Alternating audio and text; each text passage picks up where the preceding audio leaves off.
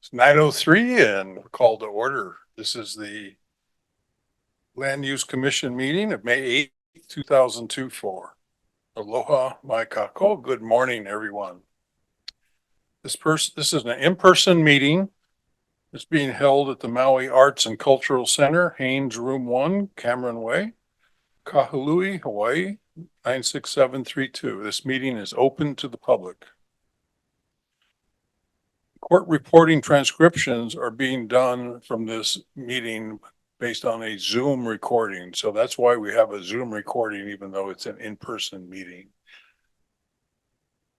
For all meeting participants, I would like to stress the importance of speaking slowly, clearly, and directly and loudly into your microphone. Before speaking, please state your name and identify yourself and affiliation for the record.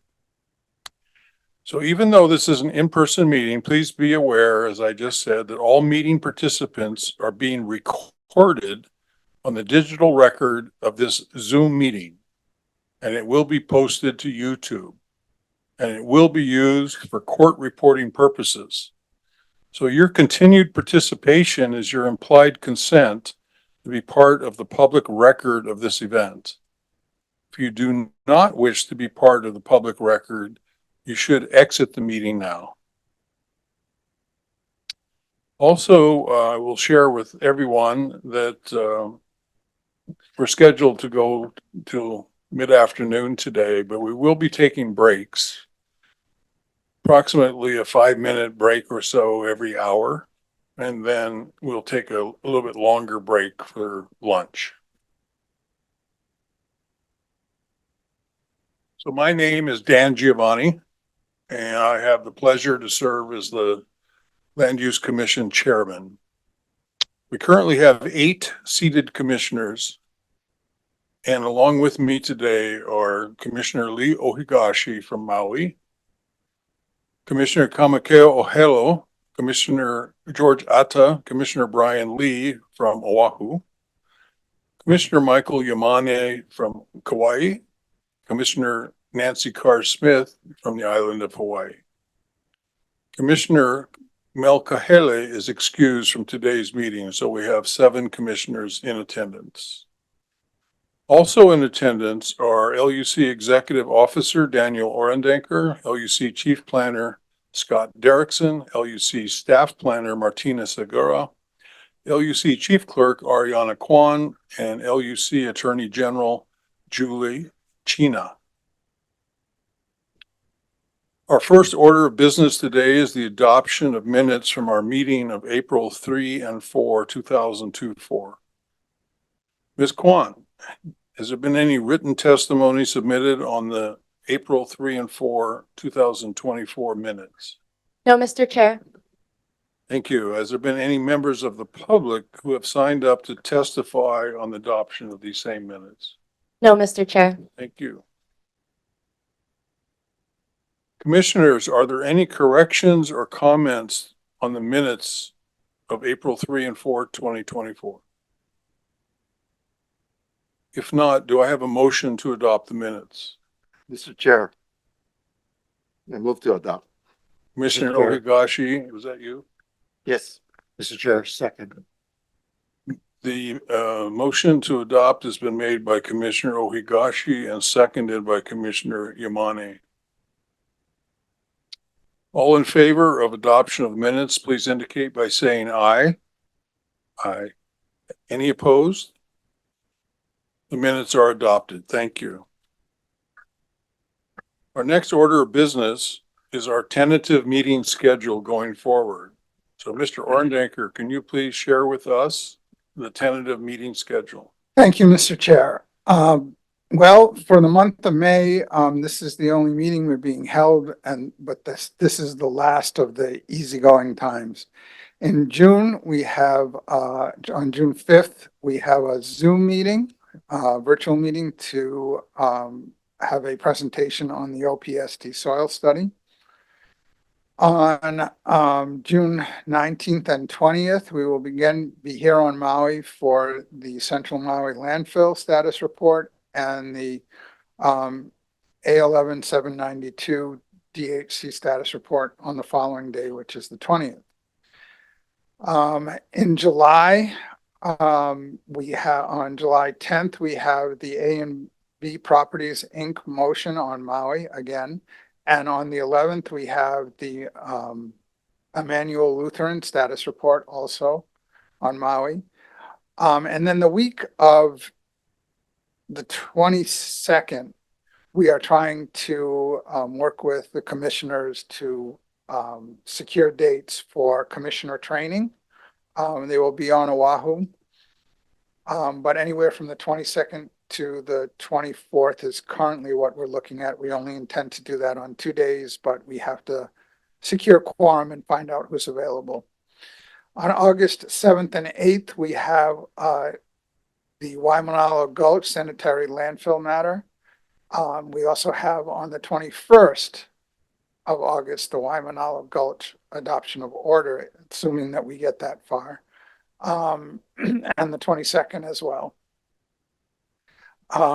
In September, on the 11th, 12th, and 13th, there is the HCPO conference at the Hapuna Beach Resort on the Big Island. On the 25th and 26th of September, we have the Makakilo Quarry matter. And then on October 9th and 10th, we have the Mahi Solar matter. And that takes us through October. It's going to be a very busy summer and fall. We appreciate the commissioners making the time and effort to appear at these meetings. We expect that the calendar going after that will continue to be full. We have a lot of matters percolating. Thank you. Commissioners, any questions for Mr. Orendanker on the tentative schedule?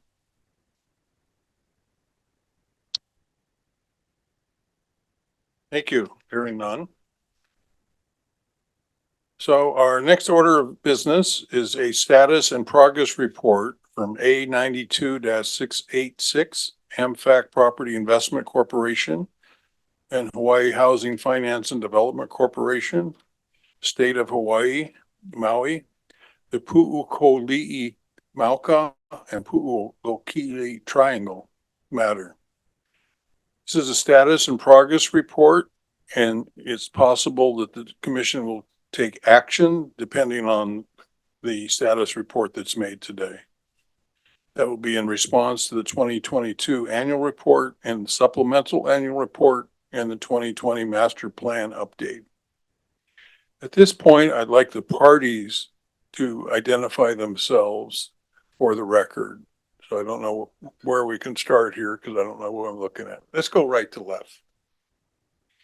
Good morning. My name is Diane Praywell. I'm with the law firm of Schneider, Tanaka, Radovich, Andrew Tanaka, which is counsel to co-petitioner Ka'anapali Land Management Corp.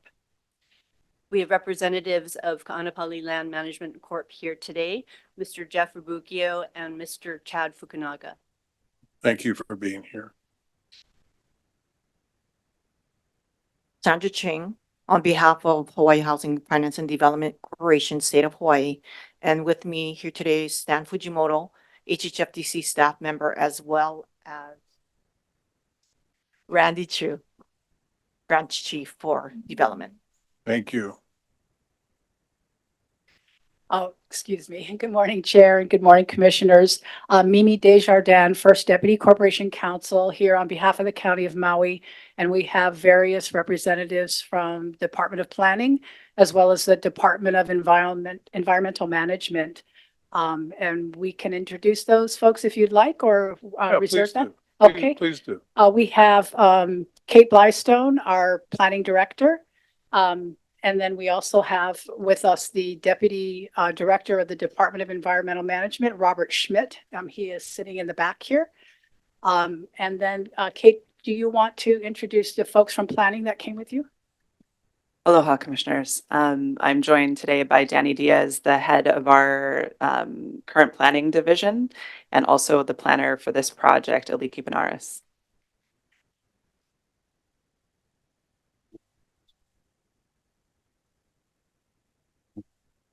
Okay, thank you. Ms. Kato.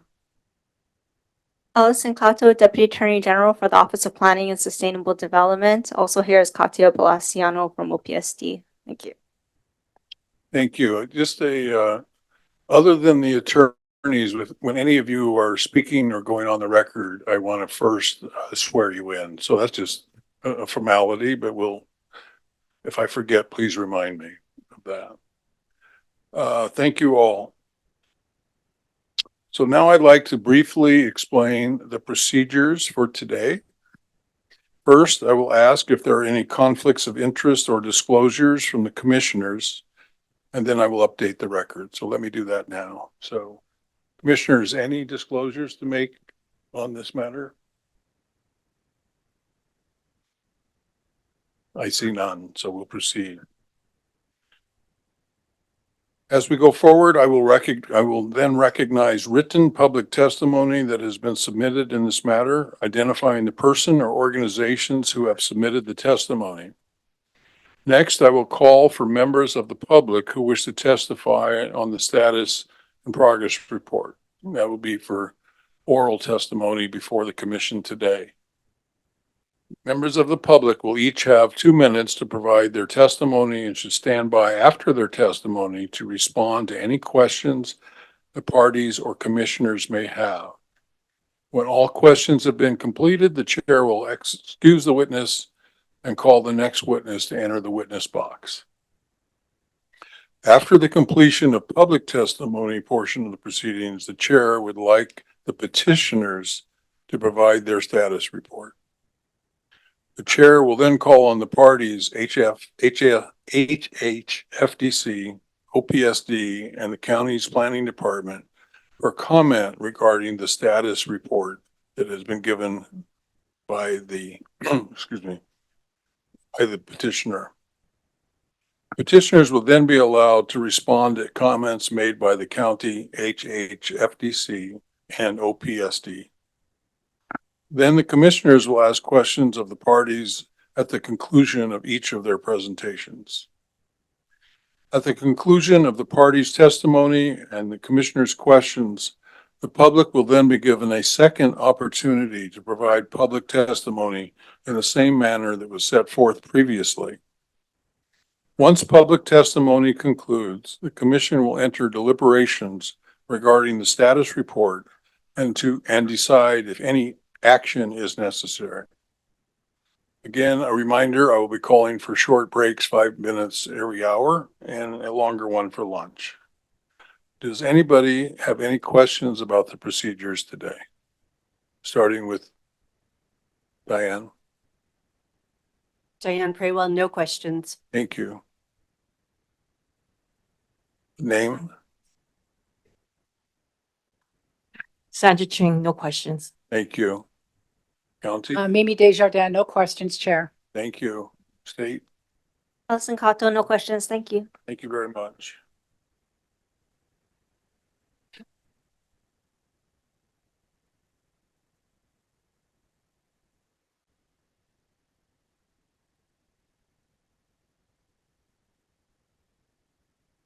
Okay. I need to read this into the record pertaining to conflicts of interest and disclosures. In accordance with HRS 84-14, commissioners are not allowed to take any official action affecting business in which they or a member of their family has a financial interest. They must therefore recuse themselves from this matter if there would be any benefit, monetary or otherwise, to themselves or members of their family. Also, in accordance with the legal ethical standards, commissioners should disclose any relationship, business, social, or otherwise, that they may have with the petitioner or its representatives or any other parties in this proceeding that may give rise to an allegation of bias or impropriety. So again, I'm going to ask the commissioners, having read this, do any of the commissioners have any conflicts of interest or disclosures to make at this time? I'm seeing none. Reference of the record. Please be informed that the relevant records and documents pertaining to this matter can be accessed for review on the LUC website. That's https://luc.hawaii.gov/A92-686. Public testimony. For members of the public, again, please be reminded that the commission will not be considering the merits of this petition. Rather, the commission is interested in learning about the status, the current state of the activities related to this docket, including compliance with conditions, and will then consider whether any action is necessary. I'll now recognize written public testimony submitted in this matter and identify the person or organization submitting the testimony. Ms. Kwan, has there been any written testimony submitted on this matter? No, Mr. Chair. Thank you. Now I'm going to call for any members of the public to provide testimony on this agenda item. Ms. Kwan, are there any members of the public present who have signed up to testify? No, Mr. Chair. Great progress.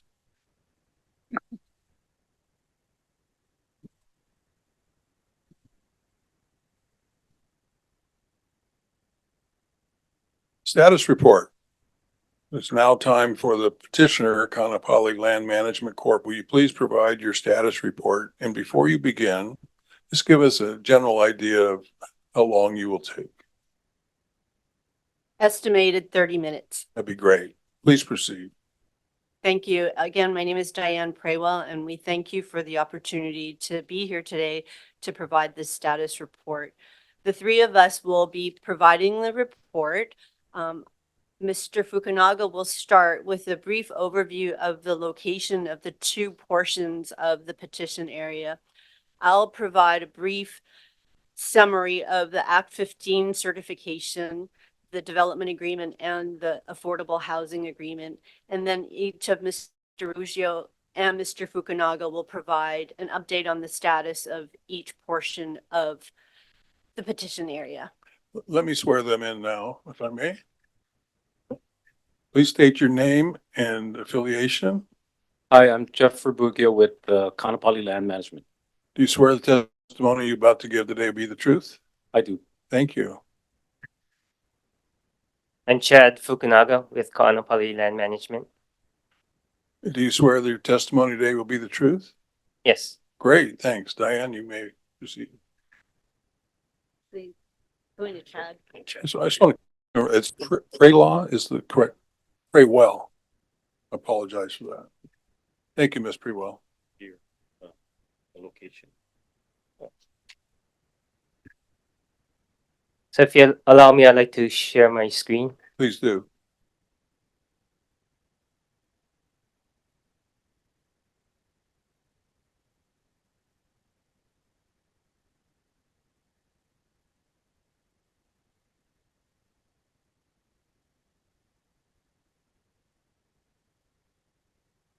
All right, I realize this map may be a little difficult to see on the TV, so I'll try to zoom into certain areas when appropriate. So I'm sharing a aerial exhibit to point out the petition areas and certain landmarks. This aerial image represents the area from Kaanapali to the left and Lahaina Town to the right. And for reference, the Lahaina Civic Center is in the middle. Also, please note this underlying aerial was taken circa 2010.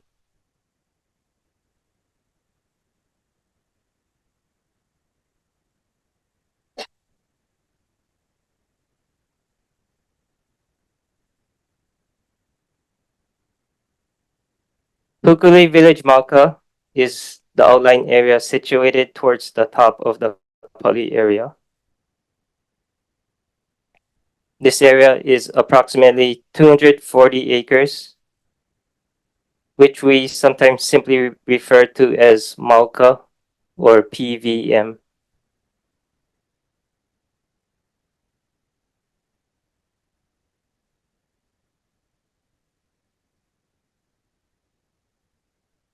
Pukuli Triangle is outlined with dashed lines.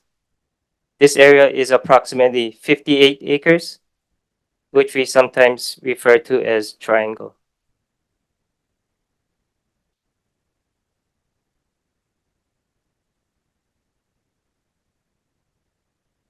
In addition to the petition areas, I'd like to point out the Kaanapali 2020 area, which we refer to as K2020. This area is owned by KLMC and is approximately 900 acres. The triangle area is within the K2020, along with the alignment of the future Lahaina bypass highway, which aligns with the top of the K2020 area. And I'd also like to point out the proposed West Maui Hospital Medical Campus project. I don't know if you can see my cursor, but it's the area outlined towards the bottom left side. That area is owned by others. Kakalinau Drive provides access to the petition area from Kaanapali Highway. Oh, I'm sorry, from Honoapiilani Highway.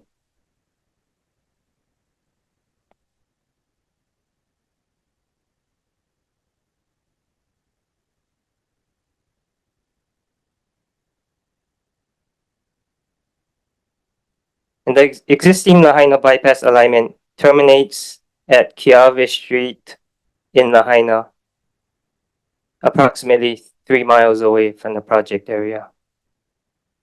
Thank you. Can we confirm that these photos have been provided to us for to be on the record? Yes, I'm showing the exhibit that has been shared with the department. You know the exhibit number? Let's see.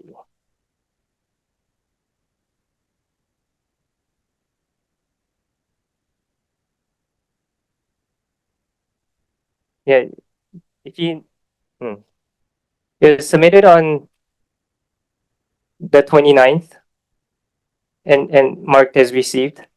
If you don't have it, we could resend it. Oh, that's fine. Yeah. I just wanted to confirm it was submitted.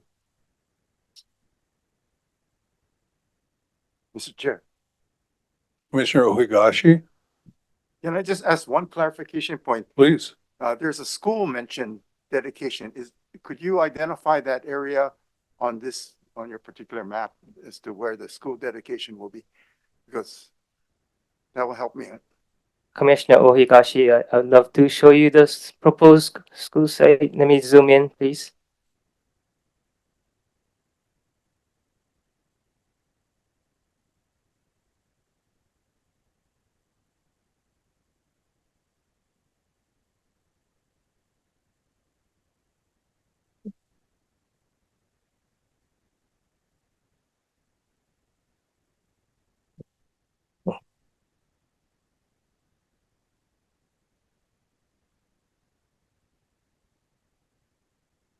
I don't know if you can see on the screen, but where I have my cursor, it's towards the middle of the screen. It's I'd say on the south Makai portion of the Pu'uklimauka site. The lot is 18 acres. Yes, where the note is popping up. Thank you.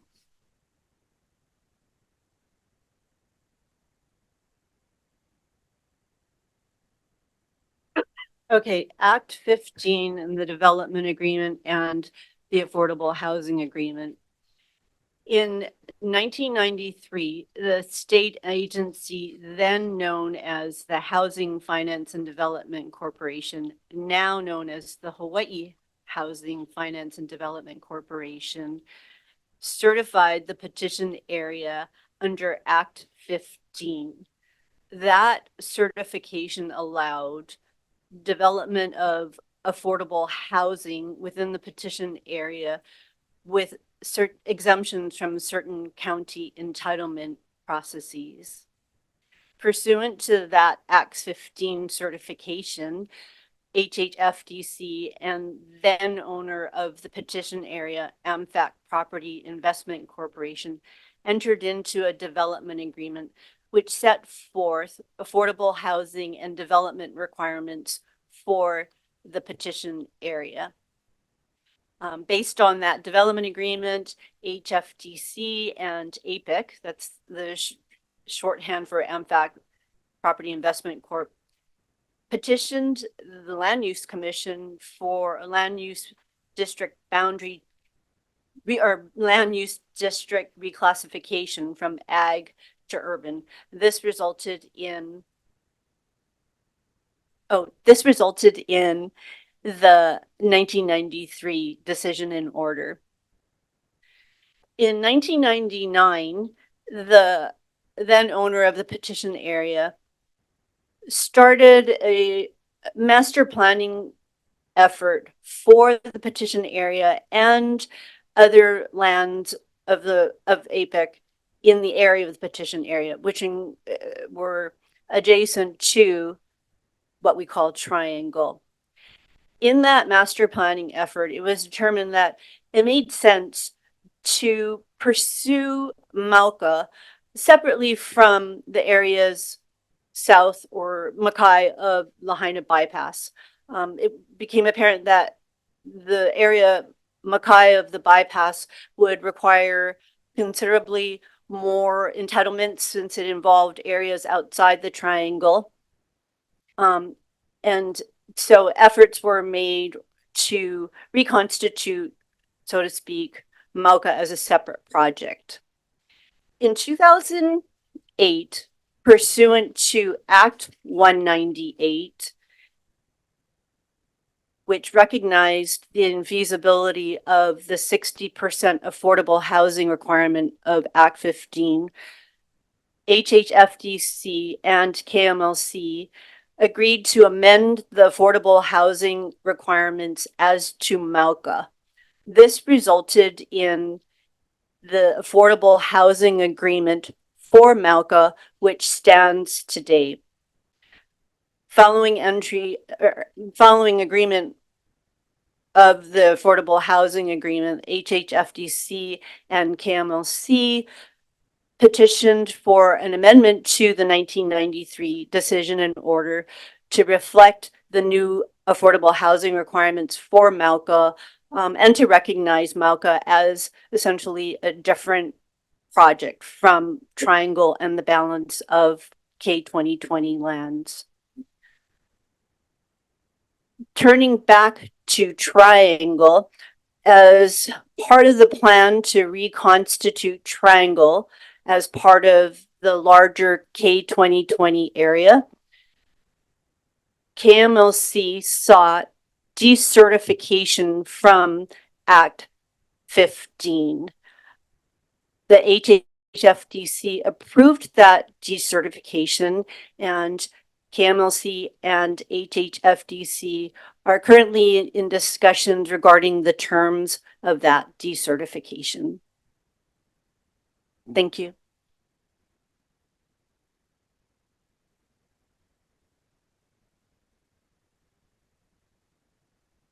Chad Fukunaga with KLMC.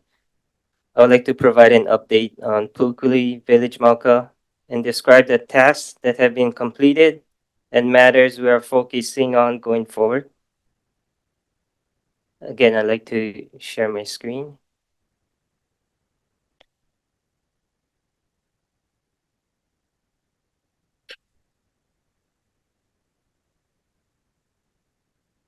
Access to the petition area is available via Kakalaneo Drive. This allows access to Mauka.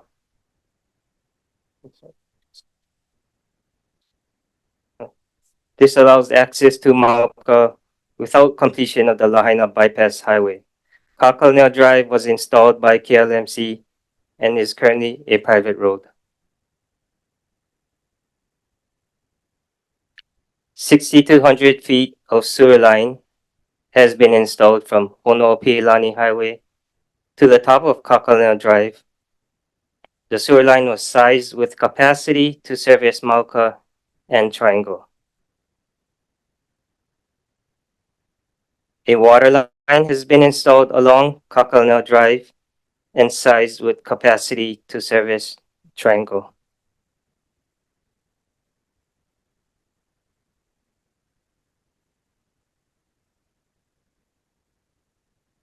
I'd like to switch my exhibit.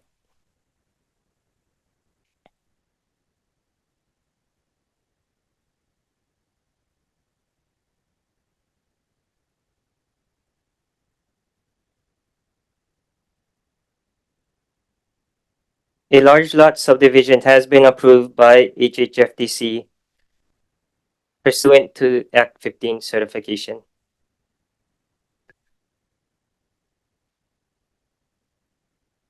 The subdivision created 25 development parcels, including a lot for the school, lot 11, towards the bottom right, and a lot for park purposes, lot 12, in the bottom middle. These two lots are adjacent to each other. KLMC worked with consultants to produce on-site and off-site master infrastructure plans for roadways, drainage, sewer, electrical utilities, landscaping, and water, including a 1 million gallon reservoir. These plans have been approved by County of Maui agencies and utility providers.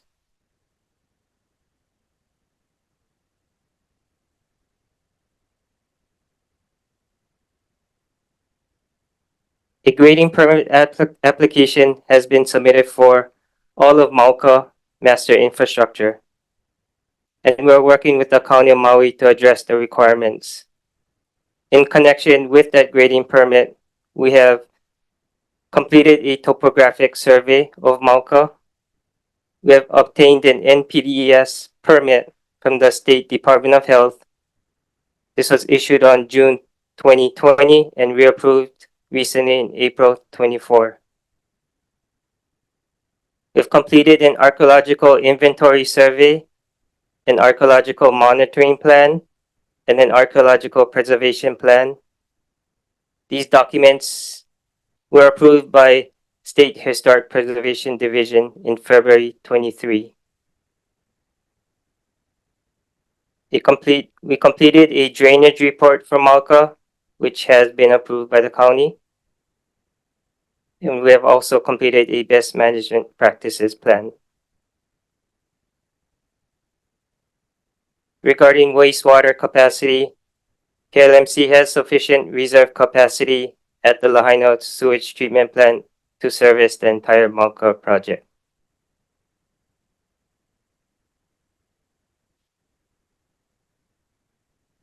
We have been working closely with Hawaii Water Service Company on potable water for Malka.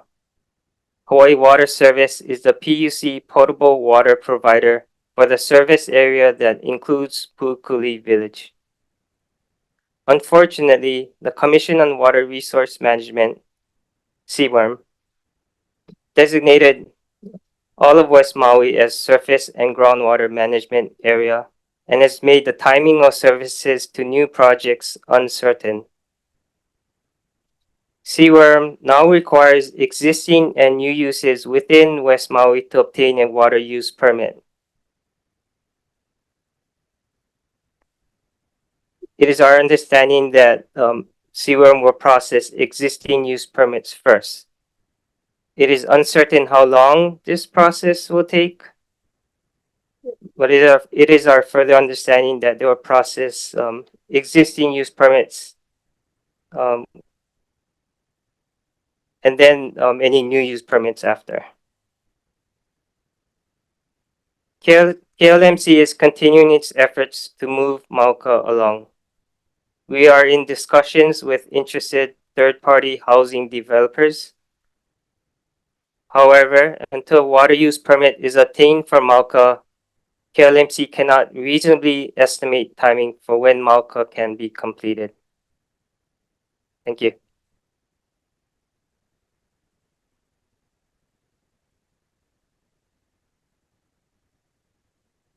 Morning, Chair, Commissioners. I will be Jeff Verbugio, Kaanapali Land Management.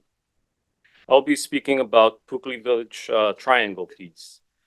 As mentioned earlier, the triangle has been reconstituted into the Kaanapali 2020 project. And so it's appropriate then to speak a little bit about the Kaanapali 2020 project. It started back in 1999. It was a large undertaking that involved the West Maui community, empowering certain community leaders to help establish a land plan that would steer the growth of West Maui, and specifically Kaanapali. The community group of leaders was tapped to attend frequent planning sessions with professional planners. The process took years, but it also overlapped with the county's general plan update at the time. This was seen as a way to ensure the community's planning inputs were recognized and included into the general plan. Now, it should also be noted that the result of the general plan update, a much more detailed Maui Island plan document was prepared by the county, which includes defined and specific urban growth areas. Eventually, the Maui Island plan recognized our Kaanapali 2020 project and designated the area to be within such urban district. This is the area of Makai, or west of the Lahaina bypass, as Mr. Fukunaga pointed out earlier. It's bounded by the Lahaina bypass to the east and a gulch way to the north and some fallow fields to the south, depicted on the aerial or the exhibit map up on the screen here. After the general plan update was adopted circa 2012, Maui County then pursued an update to the various community plans within the county, starting with Molokai and Lanai, and then eventually West Maui in 2017. This process again took years, with an adopted West Maui community plan effective then in 2022.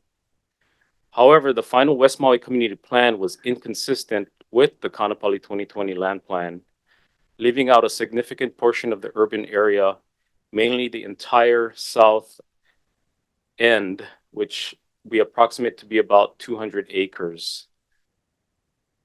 This area under the West Maui Community Plan is now designated to be within the agriculture and park areas.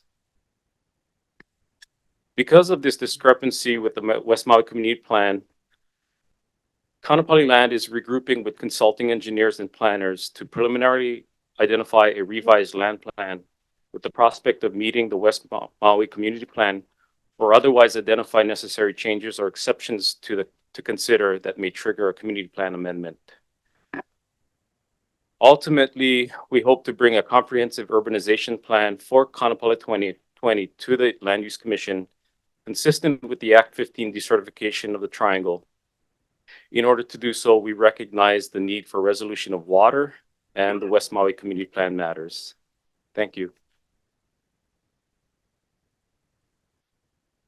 Oh, we are happy to answer any questions. Okay. Thank you. Commissioners, any questions for petitioner? We sure got you. I just have a few questions. In 2011, the HFDC decertified it, and I think it was your statement that you've been negotiating since that time, 2011 till now. It's been 13 years. Have you not made any progress on the determination of what type of low and moderate cost housing will be required? Jeff Rubugia, Kaanapali Land. Yeah, the triangle piece again was, we envisioned it to be incorporated into what we imagined the Kaanapali 2020 plan would would be, and allowed the general plan and the community plan, as well as our community-based planning efforts to determine the requirements. We acknowledge there's going to be the need for affordable housing, and it'll be addressed. Well, it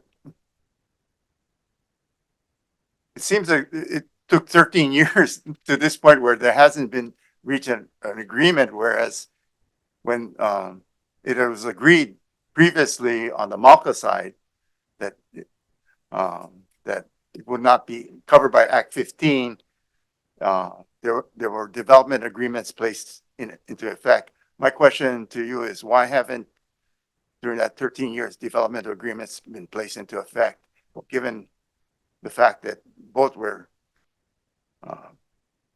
sort of decertified? Yes, it's Jeffrey Boogie with Kanapali Land. I will say that the various community planning efforts took priority in determining what the 2020 area would be, and again, the triangle piece being reconstituted into that. Our focus has been on the Malka, and we realize that's a significant amount of housing units to develop. And yes, our attention was primarily on Malka, and recognized that the affordable housing requirements for Kaanapali 2020 will be something to address. And how soon do you believe, given the fact that you passed Kaanapali 2020, I think sometime in, I'm not sure what year it was, but since that time, what efforts have you made to sit down and have a developmental agreement for that plan? Because you did all the planning, so I'm just asking, what efforts have you got? Yeah, most of the time after the 2011 was focused on the general plan update, and then the West Maui community plan updates. We embrace those and recognize that that is part of the entitlement process. So we've worked again with our community and followed the county's process for adoption of these plans. Okay. Is there are there plans to use the triangle for other than residential purposes?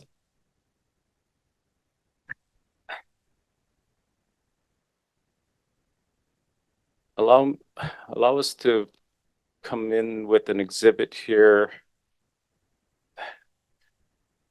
The land plan was developed again through the community-based process. I think the short answer to your question, Commissioner, is yes. However, again, we recognize that it has the urbanization designation. The strategy here was to incorporate all of the requirements of that and have that as part of the 2020 plan. So it does look like there are at least projected to have some residential in there. okay, and some residential, you indicate. Yes. Now, of the 1,700 originally in the DNO promised by your predecessor and applies to yourself, how much of that is in this particular, in the triangle, and how much of that is in the Malka? The original designation was 340 units in the triangle. Okay, and will that 340 units be built in the triangle? That's part of the new development. No. We will. That the answer is you're not sure. It's to be determined. To be determined. I just wanted to know. Assuming that the 340 some odd units are not built in the triangle, how will you make it up in the rest of the 1,700? Yes, I think that's going to be part of the negotiation with HHFDC in revising a development agreement. The only problem with that is we have a DNO where he promised to deliver 1,700 units. And, my recollection is, I just wanted to figure out, where the 1,700 units will be. What is, essentially, what is the, how soon can we expect the 1,700 units? And, those are my main concerns. So that's why I'm asking these questions about there. I'm not trying to be tricky or anything. Sure. Thank you, Commissioner Ohigashi. The 940 units is set to be within the Mauka project, and that's our focus. So that's the bulk of what I believe was the 1,700, but during the Act 198 reentitlement, that 1,700 was reduced by 360 units. So we're still focused on the 940 units in Mauka. The Act one, I'm sorry, maybe your lawyer, pray well, this way, can respond. That 198, did that address this particular project and reduce the total amount of units that are required under the DNO?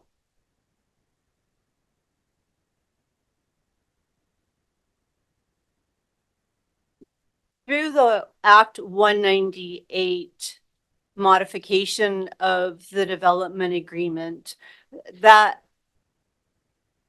under that Act 198, the parties came back with the affordable housing agreement, which set forth the current affordable housing requirements for Mauka, which is a total of 940 units, of which 480 are to be affordable. So it's I'm not. Yeah. I'm not concerned about that. I'm just questioning, is the DNO required 1,700 units or not? And even if the Act 198 sorry. gave you the ability to modify the 60% requirement of affordable housing, that didn't necessarily reduce the total amount of housing that you promised to develop. Is that right? I need to confirm, but my understanding is following the reduction in affordable housing units with the affordable housing agreement, the parties did come back for the amended DNO, and I think, and I would need to confirm, that the amended DNO picked up that reduced number Of 940 for Mauka, and I think it's 340 for Triangle. okay. So that indicates 1,200 units, though. 1,200, 1,300 units. That sounds about right. And so you're saying that the amended DNO reduced the total amount of requirement I believe from that's 1,700 to I believe that's the 1,400. case. During the break, would you be able to provide me Sure. the site on that particular? Sure, I'll check. Because the stuff that I've been reading still indicates 1,700 units. Okay, happy to do so. And then the other questions I have is this Lahaina bypass. It hasn't been built, right? Yes. Jeff Rabugia, Kanapali Land. The Lahaina bypass, only a portion of it, the southern Yeah, end. But the has portion been- applies to this project. hasn't Correct. built, It right? has not been developed. And it's a state highway. It's a state highway, right? Yes, That's that's being correct. proposed. So is there any kind of indication when this Lahaina bypass will be built? If you know. If you don't know, that's fine. No, we don't know. We have been pressing and inquiring with the state DOT for a number of years. There doesn't seem to be much of a momentum to move that towards the north. We still have a development agreement with the DOT and have fulfilled our portion of that agreement. Have funded what has been built. There are some commitments remaining for the northern segment, and have tried to use that as leverage to get the DOT to build it going north. My question is focused on this part. I'm going to give it the Yes. question now. The question is that does the fact that you don't have a bypass affect the timing and the development of this area? In a way, yes. During the And 2000 just to interrupt you, just 1 second. The reason why I ask is that I noticed in some of the documents or some of the requirements that it's contingent upon certain requirements are contingent upon the completion of the bypass. And that's why I'm asking these questions about that. That's correct. That condition was readdressed in the 2009 DNO, giving some relief to that condition, allowing it. That was sort of the reason, one reason we decided to omit the Mauka out of the effort for Kaanapali 2020. Since it had some level of entitlements, we could move forward with that housing. But still, certainly the traffic, dealing with traffic, not having the Lahaina bypass highway as an access point complicates the development. Assuming that you have the water, assuming that you have the necessary development agreements in place at this point in time, will the lack of a bypass affect the development and construction of these homes? For Mauka, our traffic report indicates not so much. We are prepared to have the access via Kakalaneo Road with the condition of improvements at that intersection. But certainly the Lahaina bypass will facilitate, the densities that we're talking about for an area of development that's isolated from the bulk of the developed areas. I'm looking at KLM. Okay. Well, you guys. Okay. And I'm just trying to get an idea. Let's say that state doesn't build a bypass road. Okay. And you guys are all ready to go. Will you make a decision not to proceed until the bypass road, or will you make a decision to proceed with your development? Because as I said before, certain requirements seems to hinge on the bypass road being there. Yes, we're committed on the Mauka. Certainly that, I think we have a clear path to doing it. We believe water is the roadblock at this stage. So technically we can work with the Kakalaneo Road and the traffic mitigation work that provides that connection now. But I'm just seeking from you guys a commitment that the bypass road is not going to delay the development of the Mauka. It may delay the development of the triangle, but it's not going to delay the development of the Mauka. given the magnitude of the Kaanapali 2020 project, the Lahaina bypass undoubtedly will be necessary for connectivity and such. Okay. I'm a bad person as a lawyer because I just try to seek a simple answer.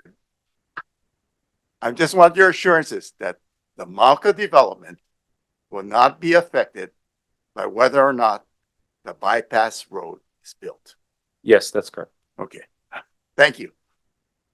I don't have any more questions for now. Thank you, Commissioner. Commissioner Carr-Smith, did you have your?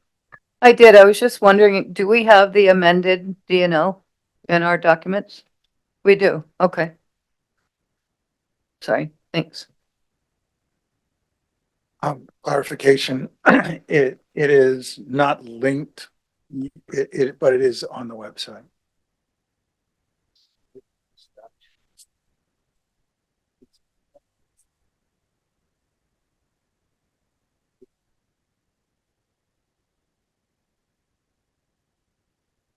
Commissioners. Commissioner Mr. Yamane. Chair, thank you.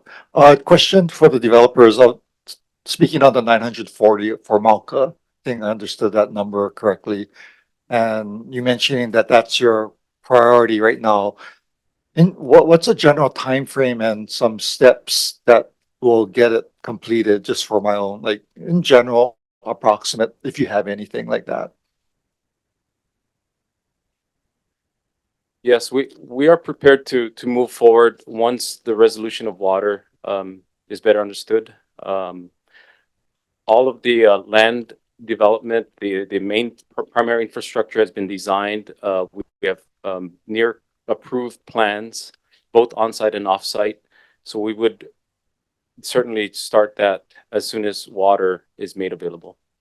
Okay, and then also in the amended order, it mentions multifamily, I think about 300. Is that included also, or is that another phase in the Malka? 940, I believe, represents a combination of multifamily and single family, all within the Malka piece parcel. And as mentioned earlier, it includes the school and the park sites. And there's a small little village commercial component at the entrance of the project. Got it. Yeah, I see that 600 multifamily. I see the other one was commitment to elderly rental housing. Okay, thank you. Thank you. No more questions, Mr. Chair. So just a quick follow-up to Commissioner Imani's question. This contingency on the water is obviously very problematic, but assuming, and we can't resolve that today, but assuming that it's resolved by the 1st of 2025, January 2025, what's the schedule look like for building houses after that? We would immediately move into the land development phase, that bringing in the infrastructure to the parcels, the 25 parcels that was outlined in there. We currently have a lot of interest since the fires in Lahaina about more housing, and feel that we could have building developers on hand immediately behind the infrastructure work. So when you talk about infrastructure work, you're talking about roads, utilities, et cetera. Yes. So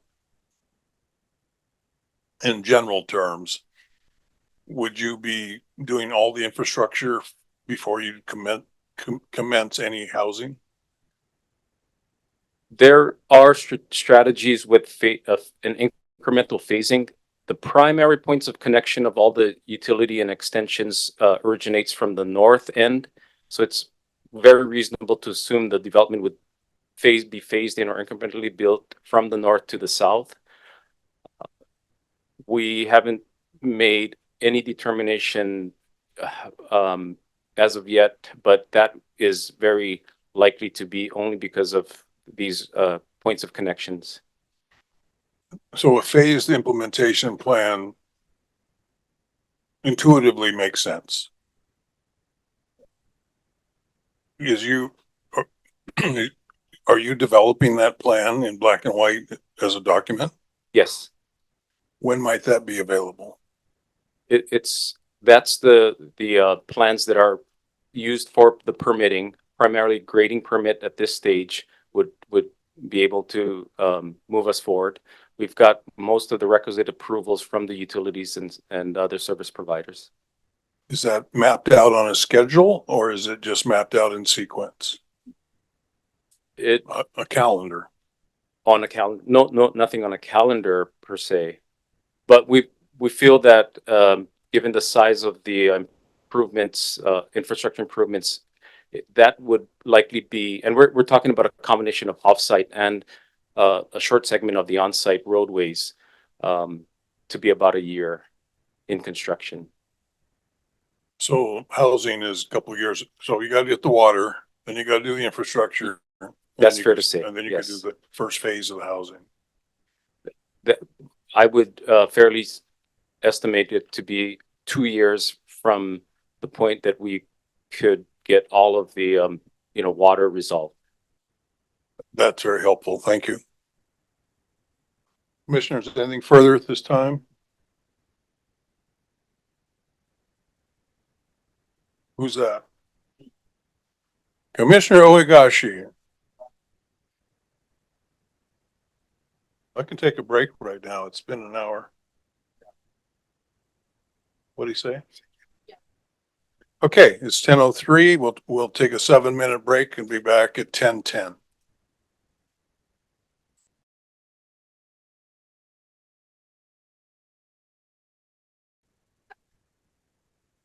Okay, it's 10:13 and we're back on the record. Couple of follow-up items, but before we go any further, we have the pleasure today. I want to introduce to you a future commissioner of the LUC, Mr. Bruce Uu from Maui, if you don't mind standing and waving your hand. Mr. Uu will be joining the commission officially on July 1st. And we welcome you and thank you for being here today to watch us do what we do. Thank you.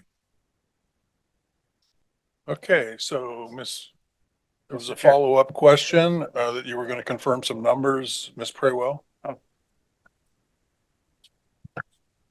Or Commissioner Ogashi? No, I was going to ask her. She told me outside that she had confirmed some numbers. Yeah, so I'm asking her for you. Yeah, Thank you. the amended DNO recites that the affordable housing agreement with respect to Mauka reduced Mauka total number of units from 1,300 to 940. And then in the amended DNO conditions, it provides that Mauka should be developed in accordance with the affordable housing agreement, which has those reduced numbers. And my understanding is that doesn't affect the triangle. That doesn't affect the triangle. So originally, in the original development agreement, the triangle units were separated from Mauka. Why does it echo? Does someone have a Zoom on? Any of you guys have Zoom on? No. Where is the echo coming from? Testing 1, 2. Hear an echo? Yeah, there's an echo. What do you want to do? You're the boss. 5 minutes. 5-minute break.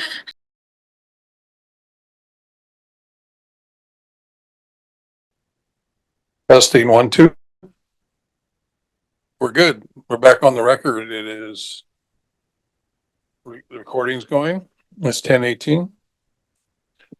So Ms. Praywell, you were, did you want to affirm those numbers again without an echo?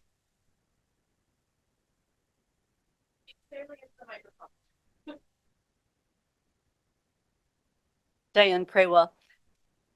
Yeah, the affordable housing agreement reduced the housing for Mauka from 1,300 to 940. That did not alter triangle. So of the 940, how many are affordable? 480. 480. That's all pursuant to the terms of the affordable housing agreement. Okay. The 460 are not our market. Correct. So, Commissioner Ogashi. that follows up, I'm going to follow up with that. With regard to the triangle then, there's no development agreement. And I'll go back to my previous question that I asked. Yeah, are you considering, I'll modify it. Are you considering reducing the total amount in the triangles? Because it appears that your plans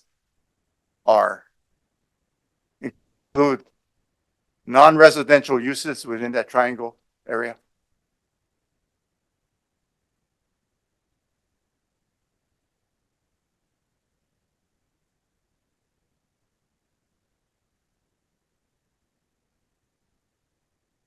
Chad Fukunaga with Kaanapali Land Management.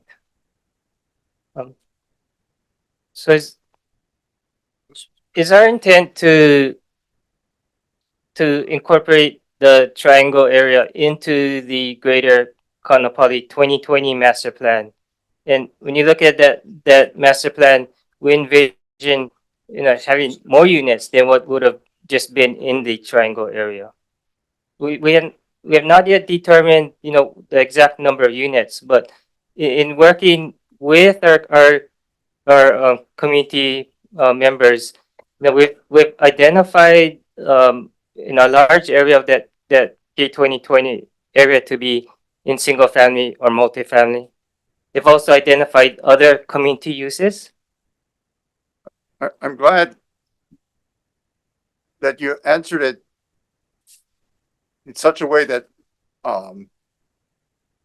is indicative of your future plans on how you consider this area. But right now, it's a petition, part of a petitioned area, and it's a part of a condition on a petition. So the question really has to do with that particular parcel and what are your particular plans for that particular parcel under a requirement by the petition, by a condition under the DNO that says that you're going to build about, what is it, 343? Is that what it is?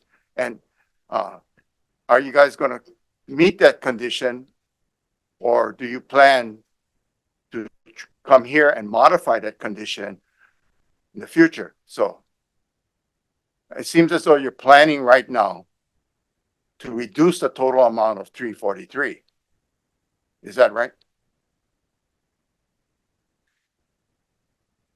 Where we are on this is back to the Act 15 decertification from HHFDC.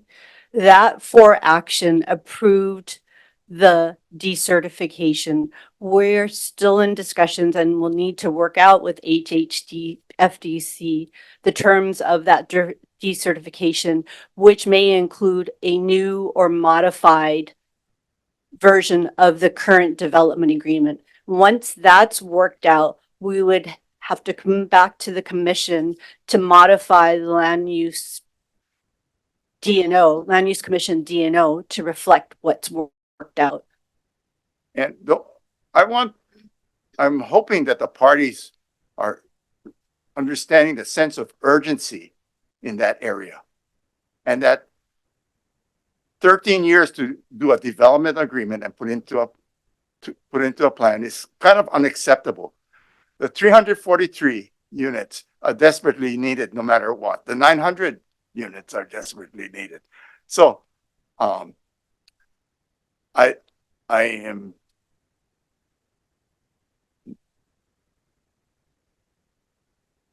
put it this way. I'm not happy with the fact that we don't have a sense of urgency on the part of the petitioner in this matter.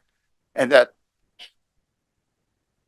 I'm hoping that given the grave situation in Lahaina, that being good neighbors and working hard at your development and taking into account community concerns that you've done over the past years will translate into a more sense of urgency, along with, of course, the other players in this section. And I'm not only speaking to you, I guess, I was speaking to everybody, that there is a sense of urgency, right? If you can put houses in starting building within 2 years, because you don't need that bypass and you can get the water, that's great. And it adds to if you're gonna say that, well, we cannot meet the 343, well, come up with an urgent plan or a plan quick enough to reach those goals within the area. You know, the other thing I wanted to touch on was that I noticed that the past decision, the 2009 decision appears to formally divide up the responsibilities between the Mauka section and the Triangle. And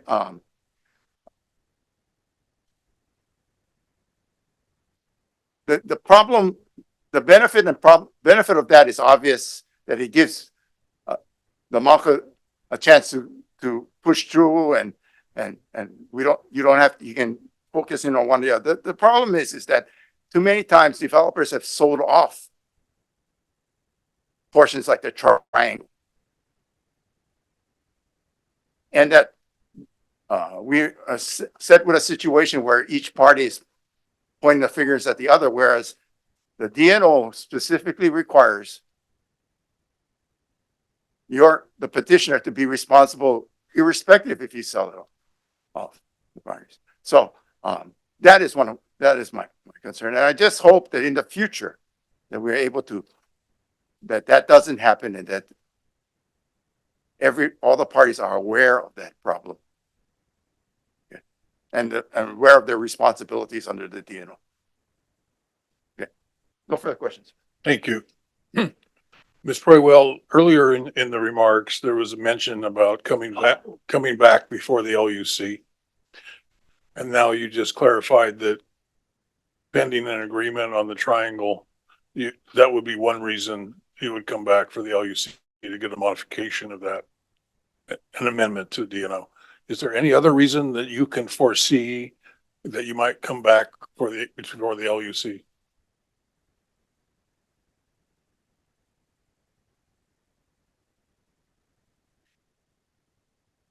Not concrete reason enough right now. That would be the most relevant reason at this time. So when you mentioned earlier an anticipation to come back, it would be for that purpose. Correct. Okay, thank you. Thank you. Yeah, as Commissioner Ohigashi mentioned, we're here to help in any way we can to get this moving forward. So having a heads up about what's coming is also helpful to us. Understood. Thank you. Okay. Anything more, petitioner, at this time? You'll get another chance to talk after you hear everybody else.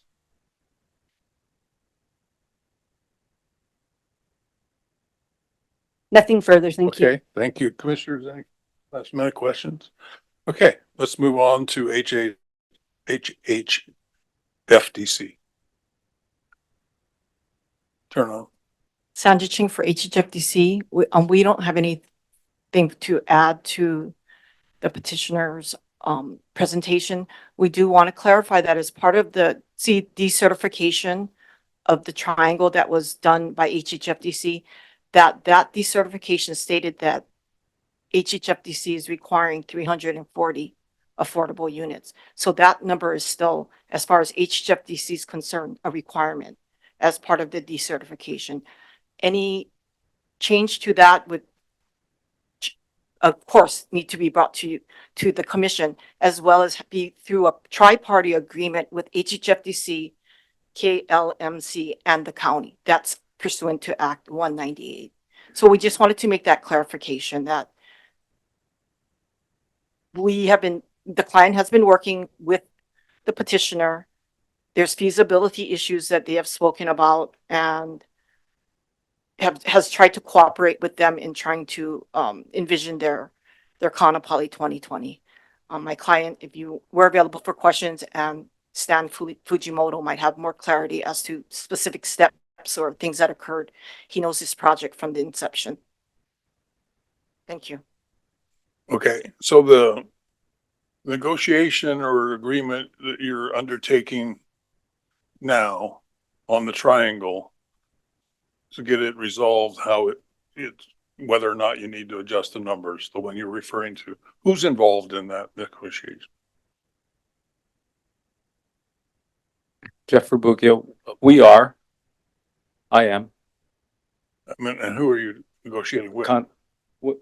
Primarily, our point of contact has been with Stan, So it's with HHFDC. So it's just a two-party agreement, or is the county involved? Well, the amended DNO introduced the county's housing department as part of the agreement that evolved to what we have with the Mauka piece. We imagine that would be would have the same blueprint for an agreement. So have discussions with the county started yet? We have in past years brought that to their attention. Nothing recent that was no recent discussions on it recently, but it has been brought to their attention in the past. Okay, so to pick up with Commissioner Ohigashi's suggestion for increasing priority and urgency, if you anticipate an agreement that will require three-party agreement and discussions ought to be going as soon as possible with all three parties, in my view. Would you agree with that? I'm sorry, Chair, can you repeat the question? If specific to the triangle, and if a new agreement has to be made, which involves yourself and HHFDC and the county, before you can come back to us and ask for an amendment, in the spirit of urgency, shouldn't those discussions involving all three of those parties be scheduled and going forward? Yes, I would agree. Okay, so we would encourage that.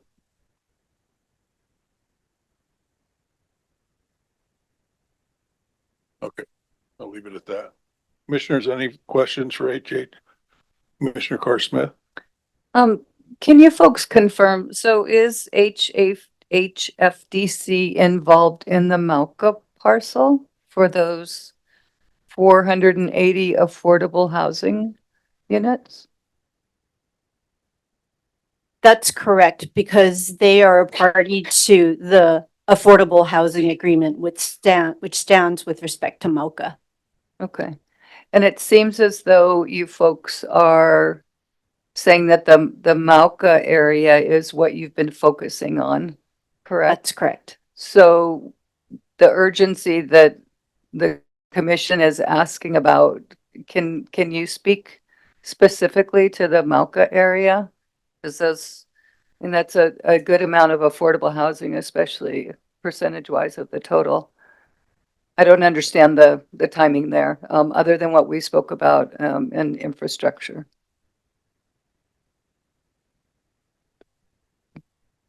That's the project we spoke to regarding a rough time frame of about 2 years upon the resolution of water.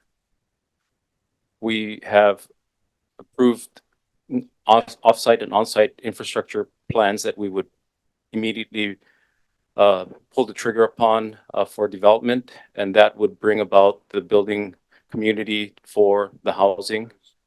We believe that could run concurrently with the further small lot subdivisions or multifamily developments that would, immediately be behind the infrastructure work.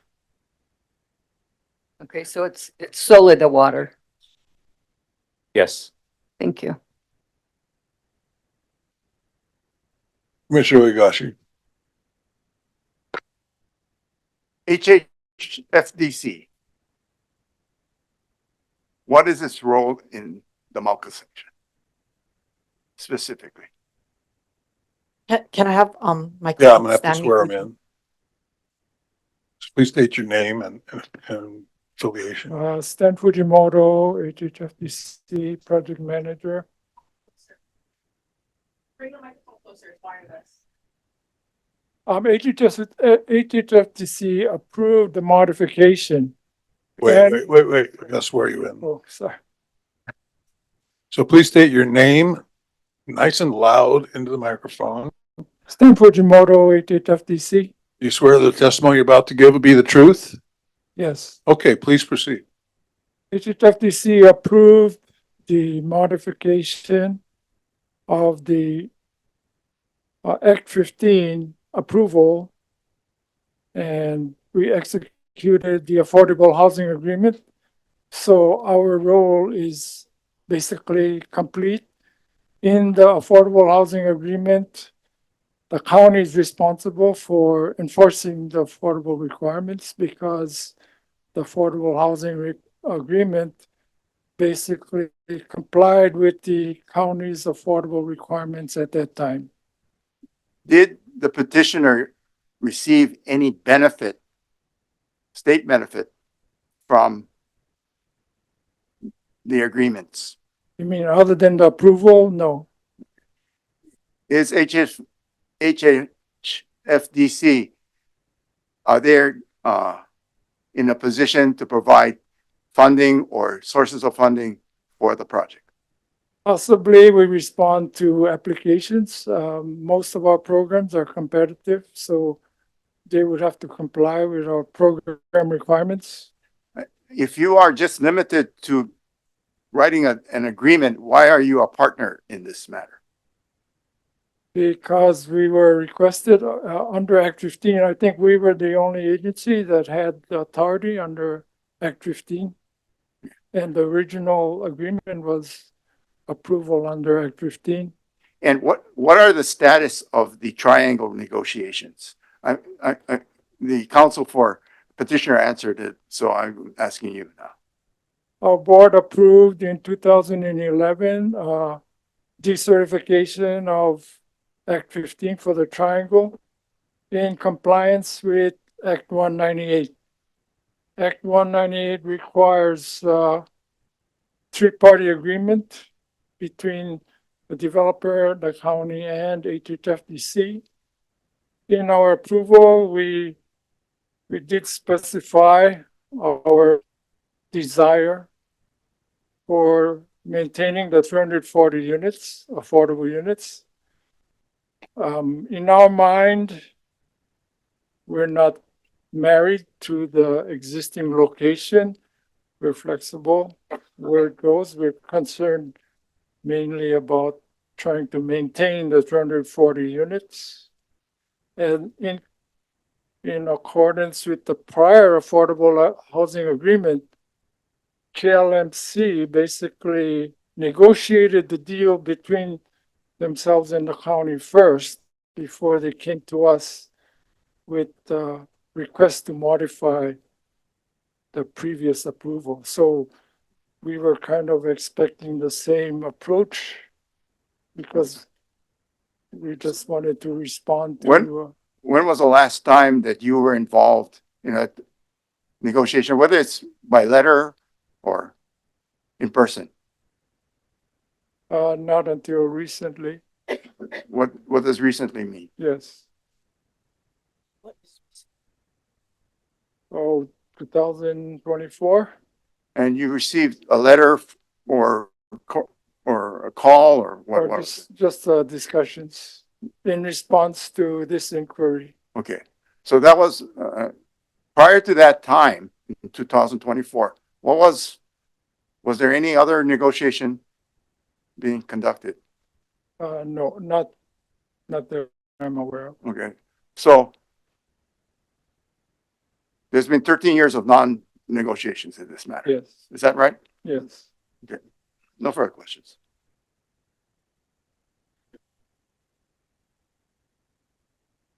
Any further questions for the commissioners? Okay, thank you. We'll turn to the county. Thank you, Chair. Mimi Desjardins, Deputy Corporation Counsel. Thank you for scheduling this item. I've learned more about this development today than I was able to find in our records, unfortunately. I did inquire with the Department of Housing and Human Concerns about what history of this project exists. There was very little, I'll be frank. I did locate, however, the affordable housing agreement for the Pu'ukoli'i Mauka portion that was executed in 2008, which does include the County of Maui as a party. I don't have any amendments to this. I don't see any indication that we've been involved in any negotiations regarding the triangle.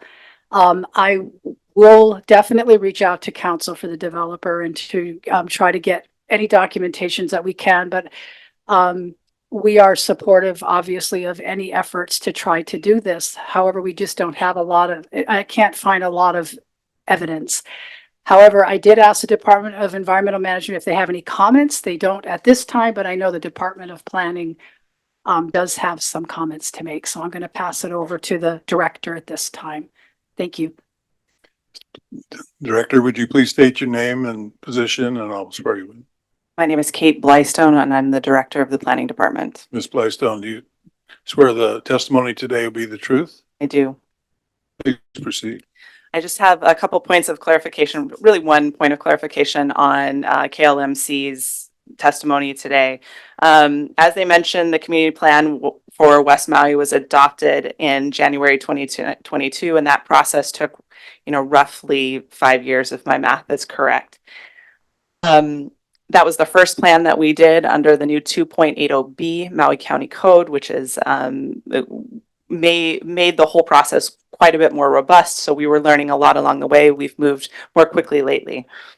What I wanted to mention is that through that process, we learned that the community is very supportive of growth in this area, in Pu'ukoli'i Mauka and the Pu'ukoli'i Triangle.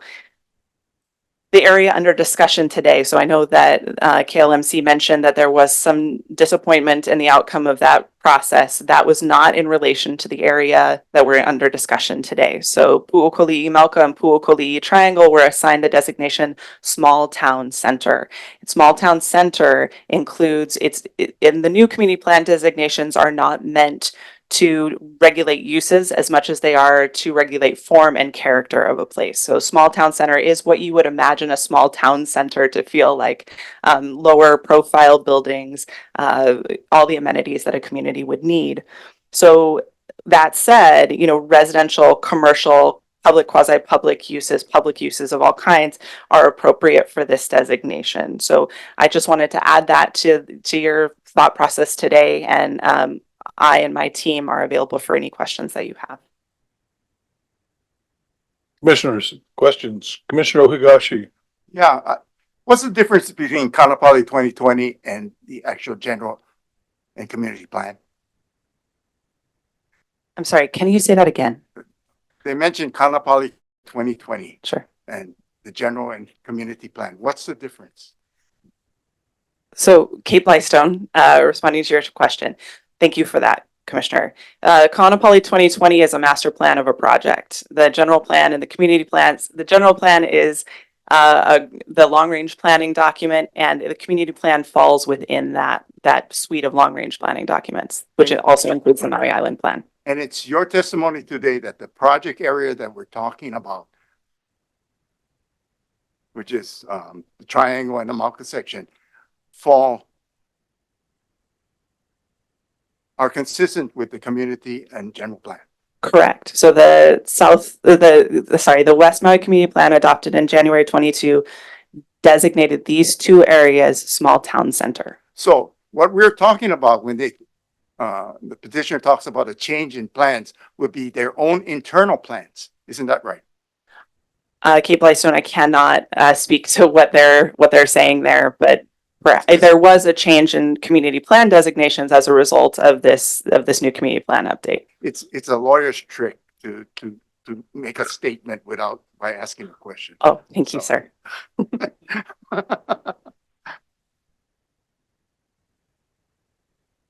And I just one further question. This area falls within the governor's emergency proclamation. Is that right? Mimi Desjardins, Corporation Counsel. Well, the entire island falls within the governor's emergency proclamation. And as such, there may be availability of using that emergency plan to speed up the Mauka and the triangle sections. Isn't that right? Mimi Desjardins. Yes, we have looked at and identified areas in West Maui where that might be appropriate, but certainly everything is on the table, Commissioner Ohigashi, in terms of speeding up housing on the west side. Has any discussions been brought to the attention of the petitioner, HHFDC, the Office of Planning, Governor's Office, to try and see what can we do to fast track the water development, as well as to fast track this project to assist in helping the people of West Maui get homes? Has there been anything that you know of from your point of view? Yeah, thank you. Mimi Desjardins. No, Commissioner Ohigashi, I am not aware of any discussion specifically about the water for this area or for this particular development. And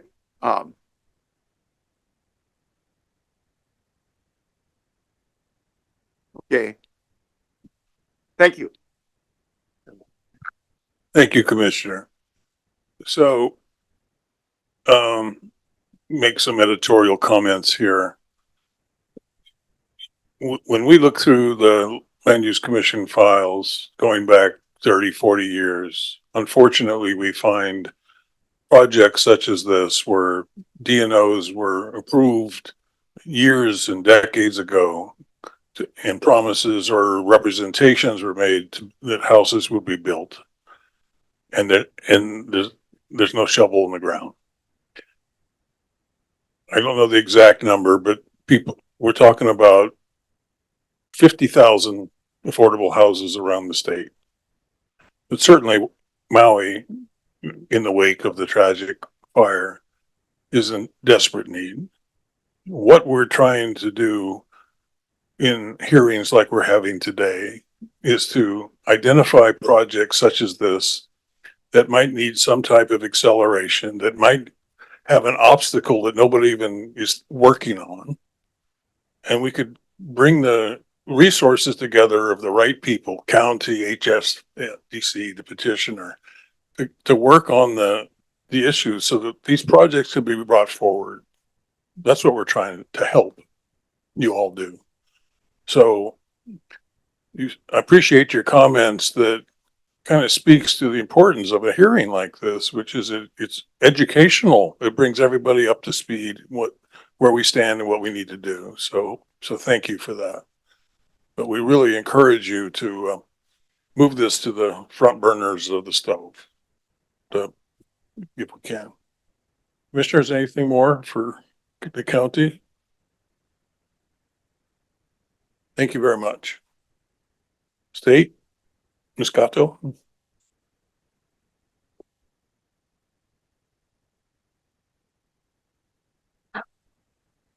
Allison Cato, for OPSD.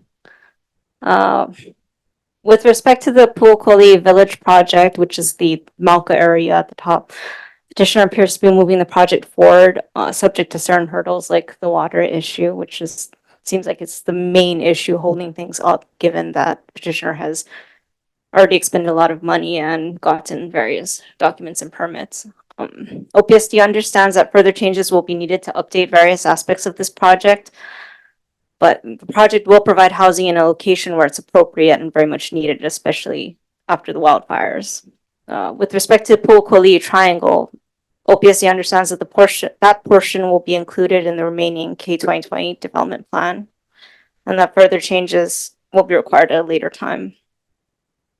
It sounds like the future intended use will be similar to what was represented in the original and amended DNO, and again, it is suitable and a needed use for that area. Regarding the conditions, OPSD met twice with HHFDC, and HHFDC is in attendance today to represent its interests. OPSD also requested comments twice from DOT, DOH, DOE, and HAIMA on the status of relevant conditions in this matter. DOT responded that they had no comments on the DOT related conditions. DOE and HAIMA did not provide a response. The petitioner has already worked closely with DOT on many improvements, so OPSD interprets their no comments as satisfaction with the working relationship to date. As for DOE and HAIMA, we assume their interest in the project will increase when the likelihood of people moving into the area is closer to being realized. DOH provided comments on the DOH related conditions. They had no comments on condition number 12 regarding the Lahaina wastewater treatment plant. For condition number 15, regarding drainage and erosion control plan, submittal of drainage erosion control plan is no longer required, and applicants must instead prepare stormwater pollution prevention plan. DOH confirmed that they processed KLMC's NPDES permit coverage renewal request for Puukoli Village, which does not include Puukoli Triangle. For condition 19 regarding erosion and dust control, erosion control requirements are incorporated into NPDES permit that KLMC received. For condition number 20, air quality monitoring, DOH confirmed that does not have an air quality monitoring program specific to the West Maui area. And last, for condition number 21, DOH just noted that the Integrated Solid Waste Management Act is inapplicable to KLMC. To summarize, for DOH, some conditions are no longer relevant and some have been satisfied. Regarding the water issue, OPSD also consulted with Seaworm regarding the water use approval issue for Bokali Village. As a result of the designation of the Lahaina Aquifer Section area as a ground and surface water management area, Seaworm is currently in the process of reviewing many existing water use permit applications in a prioritized manner, and they have their own priority system. And they do not anticipate beginning decision-making on those applications until late 2024 at the earliest, because there's a whole process that they have to go through. And it appears that Seaworm has not yet approved a permit for the entire projected build-out of Pu'ukoli Mauka, so the petitioner may need to file an additional or a new water use permit to secure water for the full projected build-out of Pu'ukoli Mauka. That's all our comments for now. I'm available for questions. Thank you. Thank you. Commissioners. Commissioner Ogashi. Yeah, okay. Do you have anything in writing from the CWR, what is it, the Water Resources Committee? Commission? You mean like formal written comments? Yeah. No, but we OPSC consulted with them. Okay. And would they be able to provide us in writing the status of the permits and whether or not the permits have been adequately filed or for their review? Would that be available to OPSD? We can ask them by permits the status of Yeah, the specific one here. apparently you said that they had applied for a permit and that it's not going to be taken up, but they might have to apply for a fuller permit because it's more places. That's what I got from your testimony, what you thought. There's a bigger project involved. And so my question to you is that can we get the status, or can you get the status from them in writing as to what specifically is holding this up?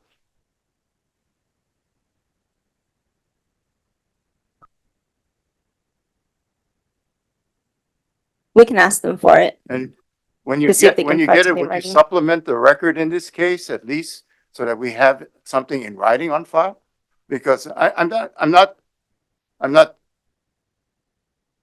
questioning your truthfulness or not, but it would be good to have something in writing from them to state what exactly is the problem and how long it may take and what steps do they need to go forward with it so that at least the record in this case is more complete so that we know that that is their requirements. Mhm. Is that all right with you? Yes, we can request that, and we can submit to the commission anything we receive in writing from Seaworm. Okay. And I suspect part of it may be them explaining this process that they're going through right now. Yes. And do you agree about the reading that the petitioner has had given about what what applies to the DNO, that there's it's 900 somewhat houses reduced and 480, 940, it reduced to 940 on the Mauka and about 343 still exist on the village, what is it called? The affordable housing component.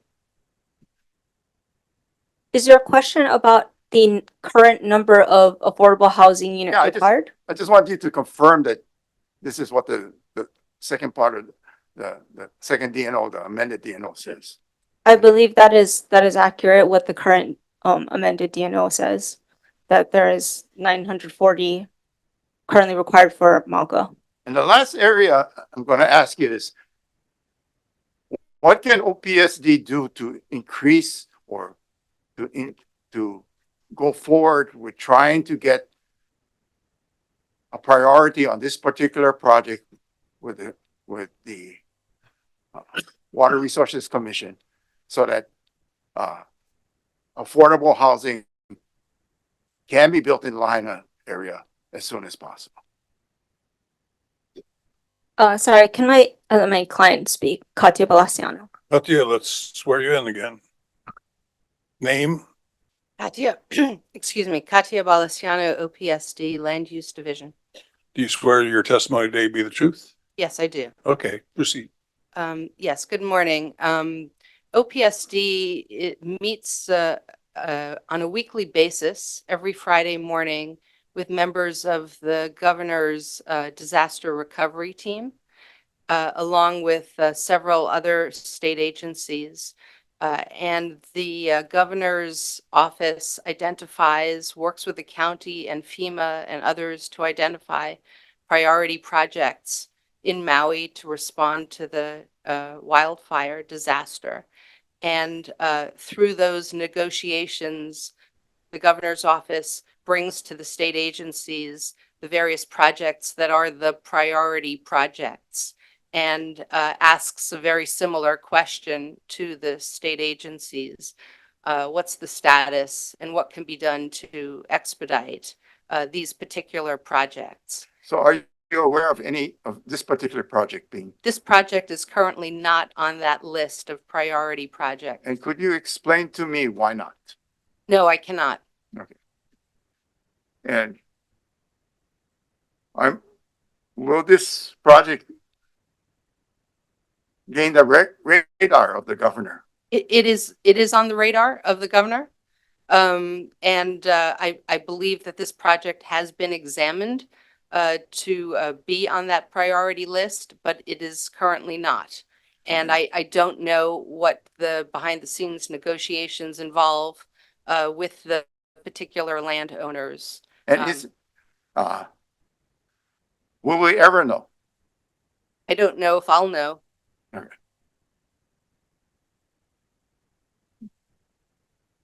Because I see 900 some odd homes within 2 years being started as being something, because the way I envision Lahaina, and I may be wrong, but there are going to be immediate needs. And then there's going to be interim needs. And then there's going to be long-term needs. And the interim and long-term needs seems to have some kind of place with this particular project. And if we only if we limit ourselves to one area, we may not be able to, we may delay the long-term needs and the intermediate needs for future development. So I understand. My question, my concern and comment is that I hope that you can take a holistic approach to this rather than only concentrate on an immediate approach. The fact of the status meeting and this project has been brought to that group's attention by myself. So they are very much aware of this meeting and the entitlements that this project already has. But there are other projects that have risen in level of priority at this point in time. And I cannot tell you how or why that is. Okay.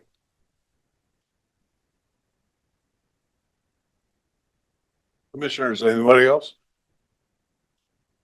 I have a couple. Even though the Malka project we heard today will proceed, even if the bypass is delayed, it would be really helpful if that bypass got some priority from DOT. Did they comment at all about the status of their plans to build a bypass?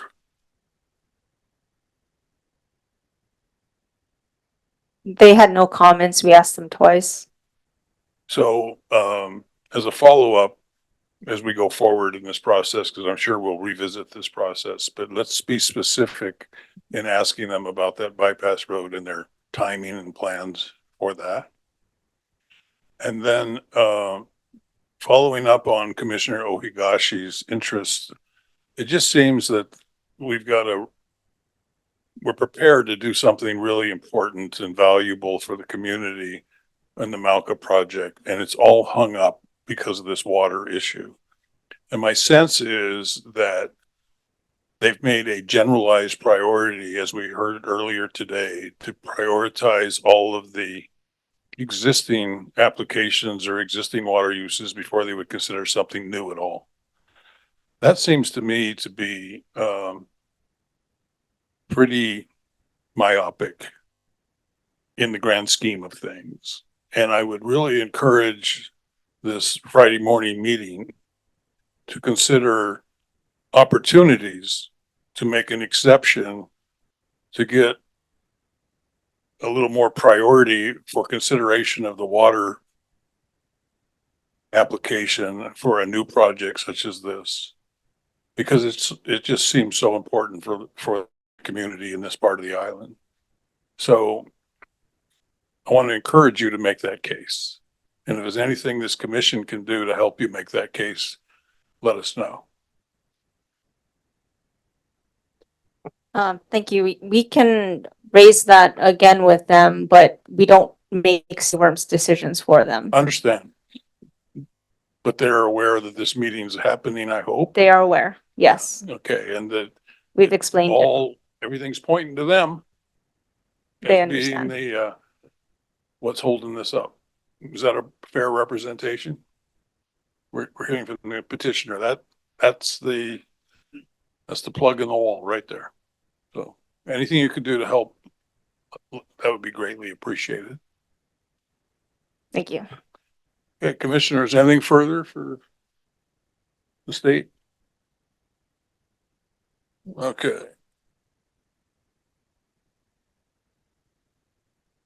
So petitioner, you've heard from the HHFDC, you've heard from the county, you've heard from the state. Do you have any further remarks, comments, or corrections that you want to put on the record? Jeff Verbugia, Kaanapali Land. No chair. Is that for all three of you? Okay, thank you. Yeah, I'm going to commissioners for final questions and comments for any of the parties. So Commissioner Lee. Thank you, Chair. For the petitioner, and before I start this question, I guess I wanted to bring up that, one of the things under consideration is that we give Seaworm and OPSD, but mainly Seaworm, veto power over where they can even come to us. So that's something that has been considered for administrative rules for this organization. So I think for ourselves, we need to reconsider that. If Seaworm's going to be the obstacle, why are we deferring to them without any examination? So for the petitioner, what kind of carrying costs do you have for this project?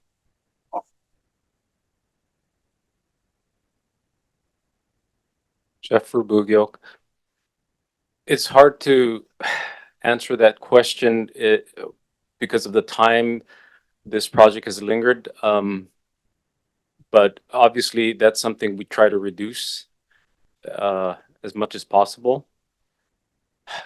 There are still land management of the area. You could perhaps, point to the cost to it, as well as our consultants on that are hired. I can't put a number on that, but certainly something to consider. Do you have financing costs that you're continuing to pay? No. Okay, so you have no reason to delay this, right? No reason. But at some point, you could walk away from this project.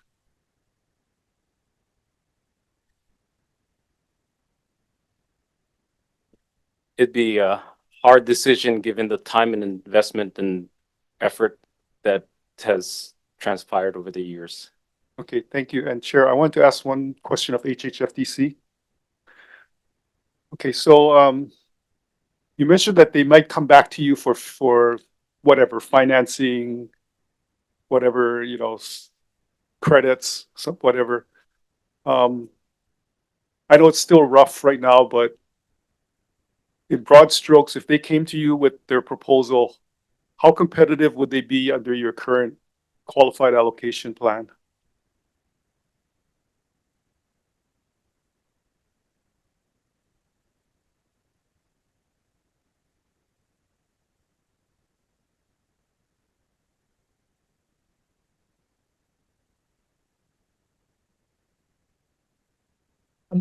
Under our existing programs, I'm not involved in the tax credit programs, but I don't know that we have, or but we might be considering giving a preference to projects in Lahaina or for the areas impacted by the wildfires. But we would need to follow our rules. The point is that I'm trying to make, we would need to follow our rules. And I don't know offhand whether we do have any, we can give them any preference, them or anybody else in their situation, advantages over other applicants. Thank you, Chair. Thank you. Commissioners? I have one point of confusion in my mind, and it has to do with the triangle and the negotiations that are going on to settle the scope of that project and whether or not you'll be able to sustain the number 342 or not. My confusion is I thought that the petitioner said they're talking to HFDC and eventually would talk to the county. And then from HFDC, I got the impression nobody's talking to them at all and that they're waiting for the petitioner and the county to come to agreement. So can you clarify to me and your understanding of how this process works, who's involved and who's on first? Thank you, Chair. Jeff Rubugio. The long drawn process of trying to define Kaanapali 2020, given the different layers of entitlements at the county level, as well as really embracing the community process by inviting the leaders of the community to have a say in the land plan. The need will eventually be defined through that process. We're perhaps not there yet. I also want to clarify that there is, at least for me, the process of bringing the county housing agency to this. Perhaps that was an assumption on my part, given what was done with the Malka piece. It makes sense to me. It has the same, parties under the county's affordable housing, workforce housing project, where I believe the authority there is the county housing agency. There was a new administration installed last year, and we've at least reached out to the leadership at that department. I believe that department is also being bifurcated, separating housing and human concerns from, or I'm sorry, separating human concerns from housing. And it's something that we certainly need to stay on and get an agreement with. So my confusion is a little bit is along those lines, but basically what I heard on the Malka piece was that you came to an agreement with the county and then asked HFDC to agree to it.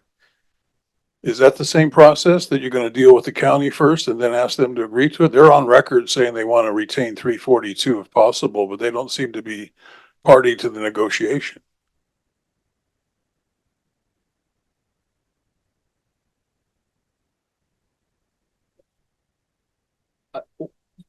Yes, again, bringing the county housing agency into this, I believe was the result of the Act 198. I believe at that time there was a lot of effort in these to have home rule, have the county, have them be at the table and have a say into the proposed development. Which I makes sense, yeah. imagine this would be how Simple. we would handle the triangle piece as well. I don't have anything further at this time. So now it's time once again. Oh, did I have somebody? Where? Over here. Oh. Sorry, Nancy. That's all right. Commissioner Carr Smith, I didn't see you, please. That's okay. Thank you. Petitioner, how long have you been working on this project? Well, perhaps a total of 17 years.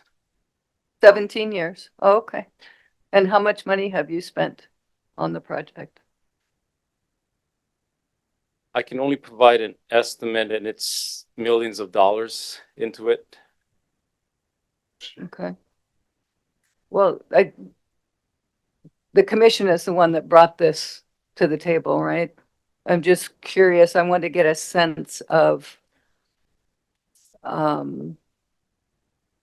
prior to being called to provide a status report, what would you say was your level of engagement in this project specifically? It has been a top priority, even before the August fires. There was already a housing crisis. There's been a lot of people inquiring, and this perhaps points back to the process of seaworms actions in the past years. The designation was made, I believe, in 2022, but leading up to that, there were a number of hearings held with what I believe an intent to set in-stream flow standards for West Maui. All of that culminated with the decision to do the designation to designate a water management area. And that process in itself puts pause into whether you need to move forward with, design development for particularly the water system. And so I'd say we've constantly been active in that realm. We were at the mercy of Seaworm's decision and how they would move forward with water. And when did you apply for that permit? So to clarify, Hawaii Water Service is a private utility, PUC regulated utility company that has an established service area that's equivalent to most of our lands, the Kaanapali 2020, including the Mauka area. So our request for water service would go through that company. They in turn have submitted like everyone who draws and uses water, submits the existing water use permit applications to Seaworm. I believe Seaworm gave every user 1 year to submit your existing water use permit application. That is the permit I believe they're trying to process now. And we heard that there has been no permits issued based on those applications. Seaworm explained their process of establishing existing water use permits first before they would take on any new water use permits.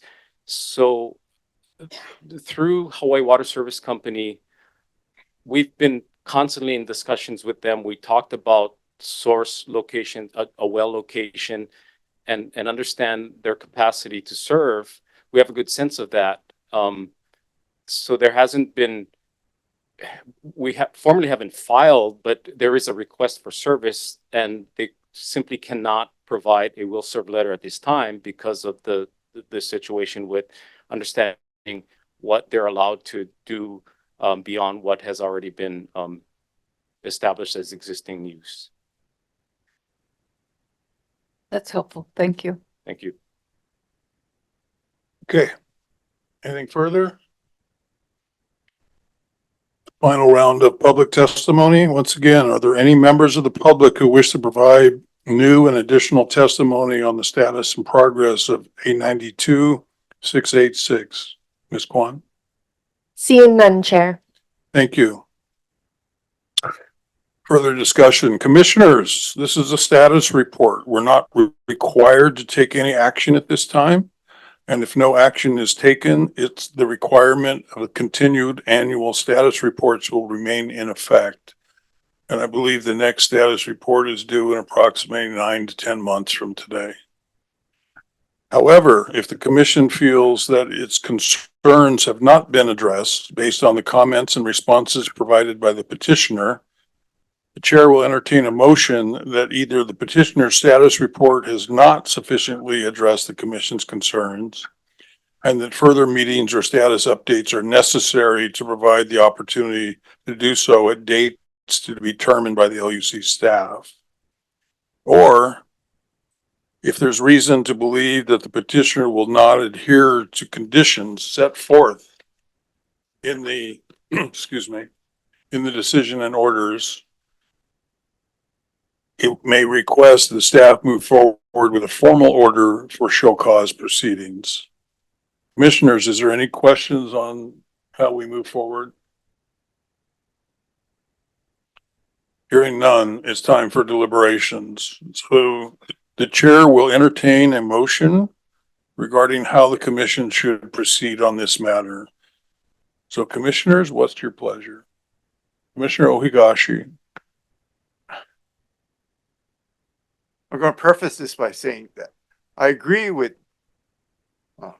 Corporation Counsel's statement that this has been educational and that it permitted us to understand what are the obstacles and items that are necessary to make this project go forward, which is much needed in Lahaina.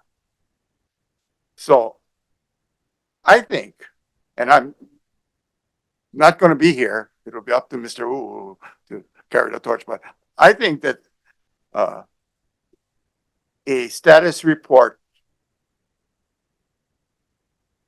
a status hearing should be scheduled about the same time a status report occurs from the petitioner. And that way, the commissioner is at least kept up to date as to what has been going on and what has the progress been made and whether there's changes. If there's an agreement reached between the three parties regarding the triangle, I would hope that at that time,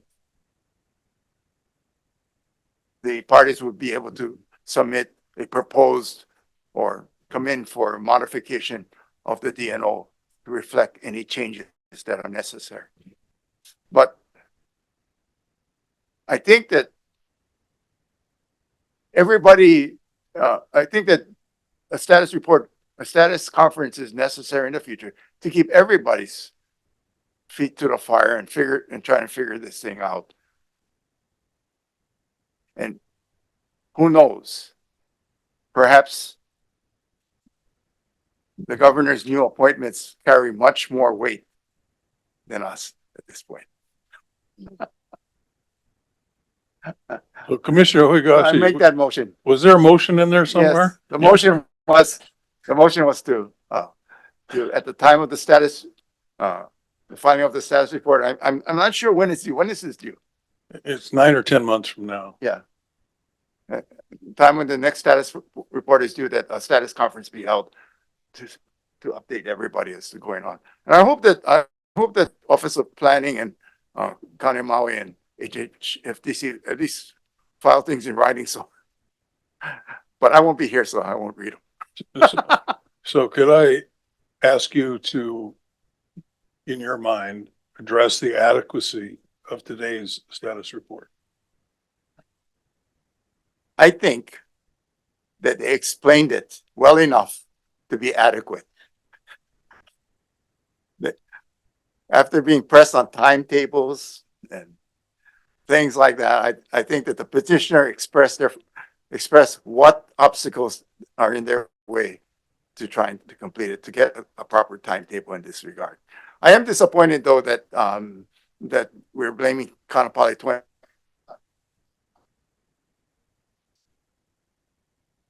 The planning director indicated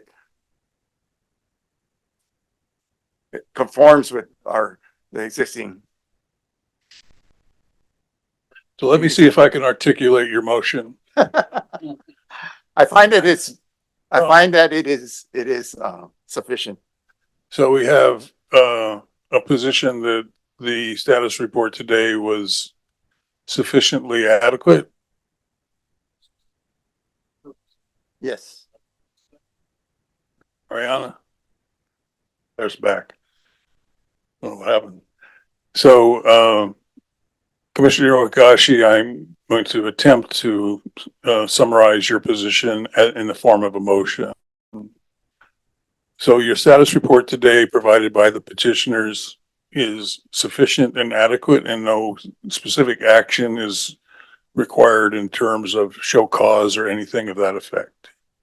But there is the motion does include a specific request that the petitioner come back for a follow-up status report at a time that's consistent and in the same time frame as your next annual report, which is approximately 9-10 months from now. Specific dates to be worked out with the LUC staff. How was that? Is that good? Okay, do I have a second? Do I have a second to that motion?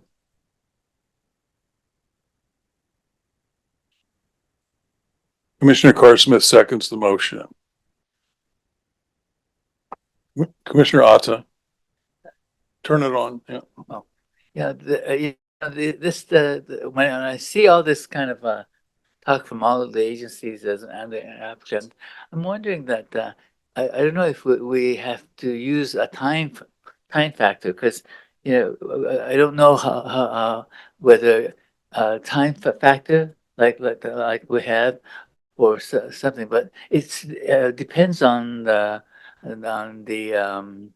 I guess what am I trying to say is that the project's timetable follows the different kind of things depending on what the issues are, and it depends on what kind of issue are involved, so that they should be able to request a status update, so that they can they can ask for the LUC to set up a time and not leave it for for us to say 6 months, 8 months, so like that, but leave it up to the situation actually. So I'm gonna interpret that to be a suggestion for a friendly amendment to the motion. And that the amendment would be that a follow-up status conference will be scheduled either coincident with the submittal of the annual report or earlier if it is of significance to the petitioner based on the progress or lack thereof that they're making. Right. Correct? Right. So move on. Are you acceptable to this friendly amendment to your motion? Sure. Ms. Carr-Smith and Commissioner Carr-Smith, are you amenable to the amendment? Yes. Okay. So let me restate the motion as amended. So the status report today was sufficient. No need for to call for a show cause proceeding. We encourage the parties to move forward expeditiously, and we are asking that you provide a follow-up status report to this commission on or about the time that you submit your annual report, progress report, or earlier if there is significant issues that materialize in the meantime. Understood? Okay. Commissioner Higashi, did you want to speak to your motion further, or are you good? No, Commissioner Carter Smith, do you want to speak to it?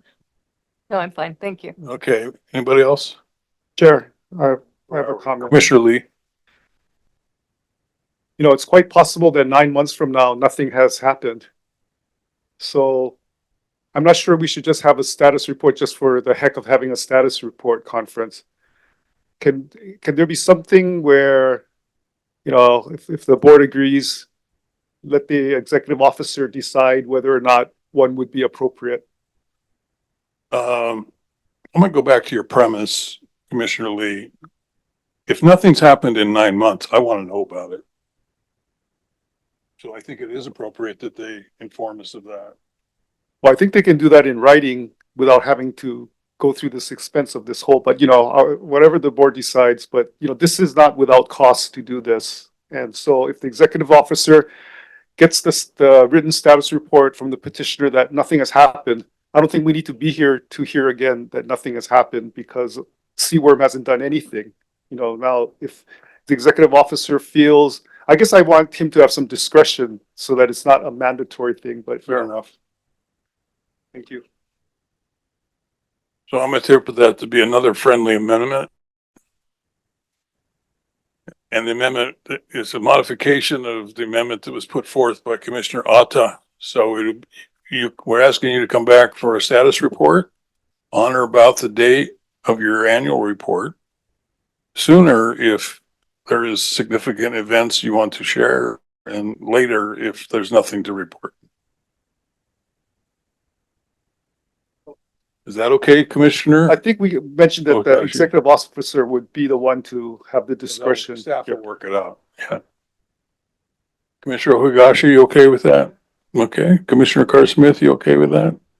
Okay. So, Mr. Orndanker, will you, Mr. Chair. who was that? Commissioner Yamani. So, I agree with the chair that if there's nothing going on in 9 months, I would want to be here seeing, finding out why.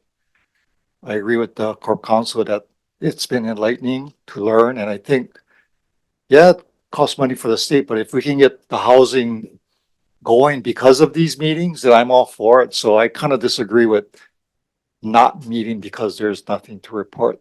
Thank you, Mr. Chair. Staff will take that under consideration as well. So, I wanted to make just a clarifying comment. It sounds to me like, of course, the water issue is a big issue. We'll be looking for an update on that. Also want an update from Department of Transportation and status of the bypass road. And then,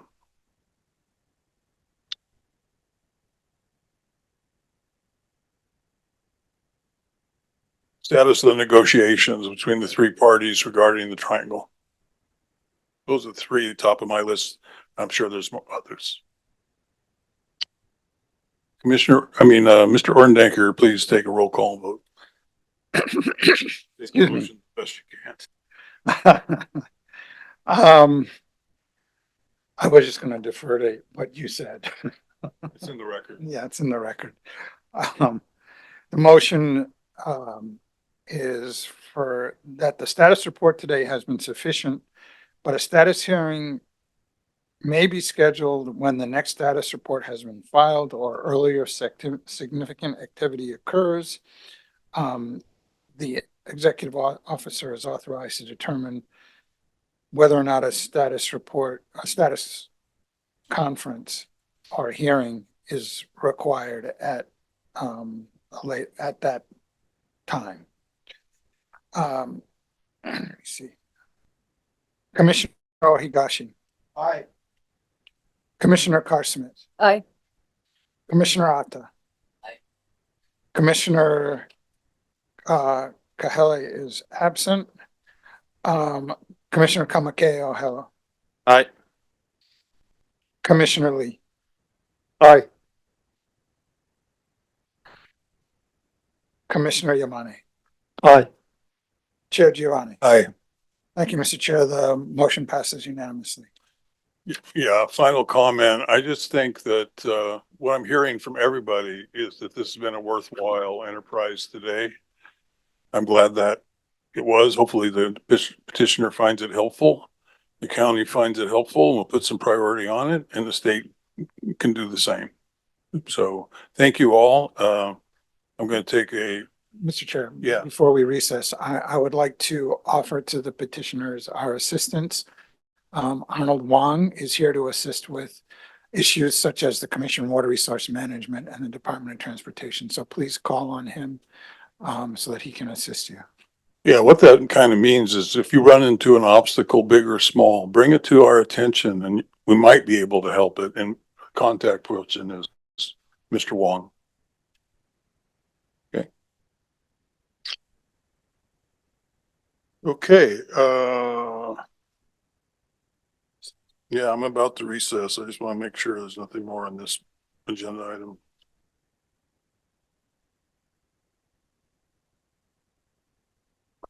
That concludes this agenda item. We will take a lunch break now. It is 11:32 and how much time we need, folks? 30 minutes?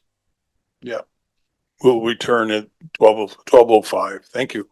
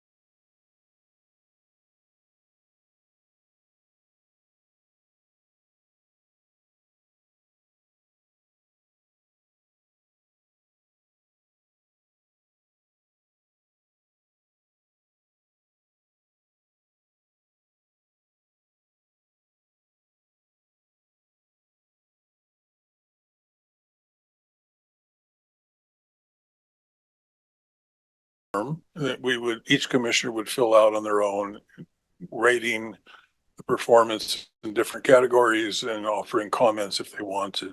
Secondly, we asked for a copy of the employment contract for the executive officer to be distributed to everyone, all commissioners. We asked for, thirdly, a copy of the relevant budget for the Land Use Commission state budget to be issued to everyone. And then we asked for the executive officer to do a self-evaluation on that same form that we're all looking at and distribute that to all of us. And then once we had all that, we were to send, each of us to send it to Lee. We also had a contract. I said contract. That's the second thing. Were you not listening? Probably not. Yeah, so the four things were the blank form, contract, budget, and self-evaluation, right? And to get that back to Lee in time for him to compile it and send it back. In the meantime, I had received specific guidance from Dan Morris, the Assistant Attorney General, on the process. And in contrast to how it was done in previous years, we went into executive session and did our deliberations and made motions and decisions and recommendations on how to proceed.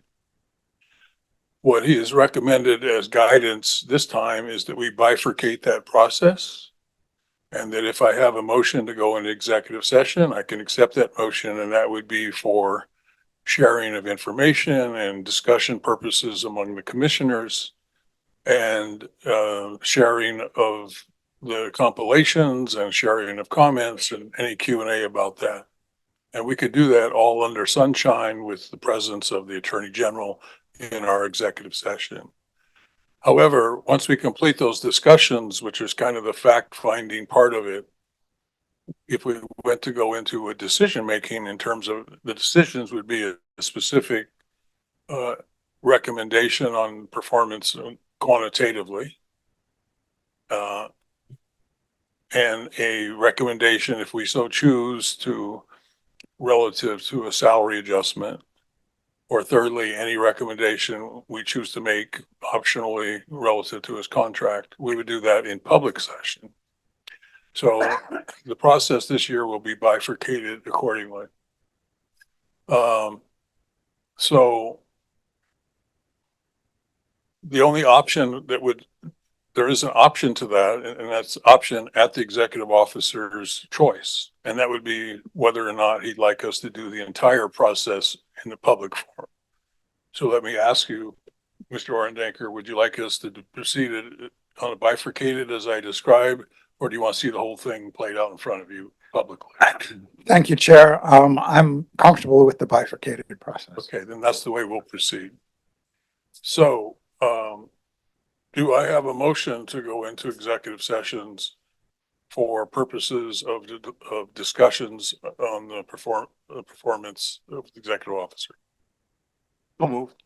So moved by Mr. Commissioner, was that Ohigashi? Okay. Second. Seconded by Commissioner Yamani. All in favor, say aye. Any opposed? No. Okay, so we'll go in exec session. That will include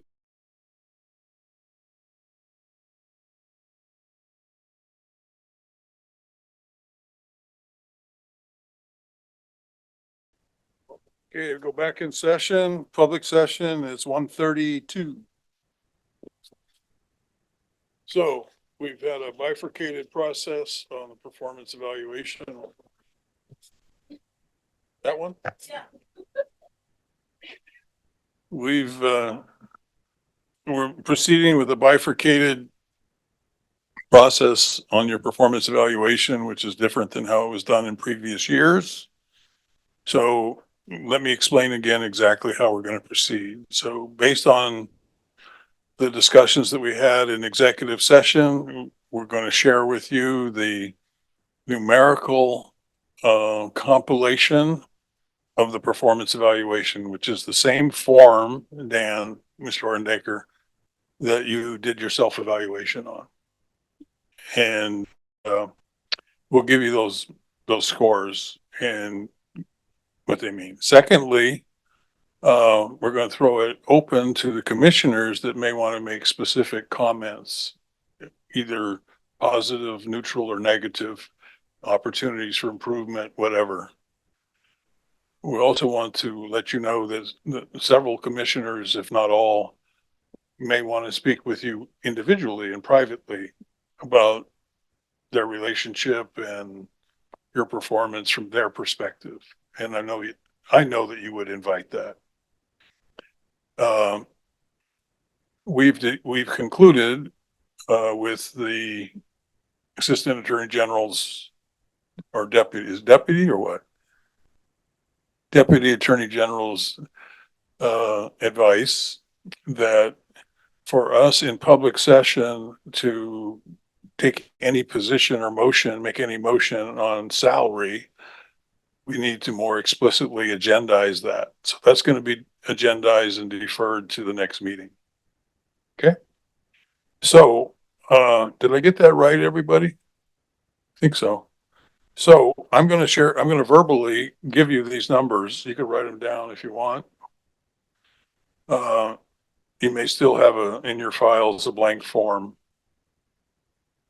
So there are 8 categories, and then an overall would be the 9th. And then for each category, the ratings are 1 through 5, with 1 being doesn't meet, 3 being meets expectations, and 5 means exceeds expectations. So 3 or higher is meets or exceeds. So in the first category, job knowledge, you got an overall rating of 4.125.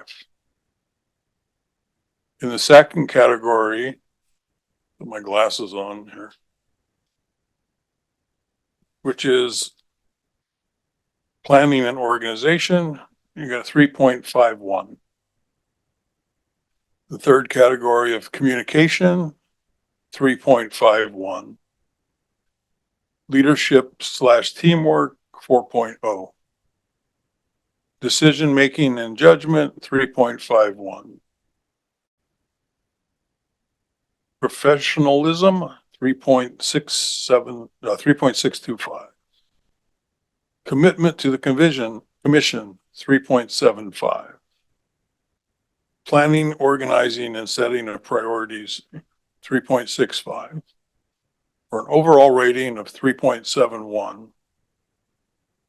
Now that's relative to meets expectation, it would be a 3.0. So the 3.71 is higher. And these are just numerical averages of every commissioner who participated, and Mr. Okuda did not participate.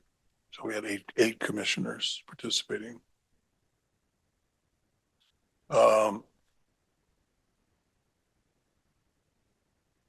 So now I want to throw it open to, would you have any questions on what I've done so far? Okay. Have Mr. a recap of what happened in the executive session, so that. Yes, you do. Yeah, well, if you Just give me some- time, I will. You want to do it? No, Why no, don't- no. Why don't you do it? I don't have the notes. I lost. So, what we did in the executive session was we went through, there were a few of the categories in which there was a pretty wide range from high to low among the 8 commissioners who voted. So we discussed that.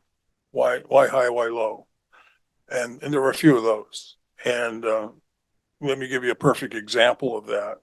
And that was commitment to the commission.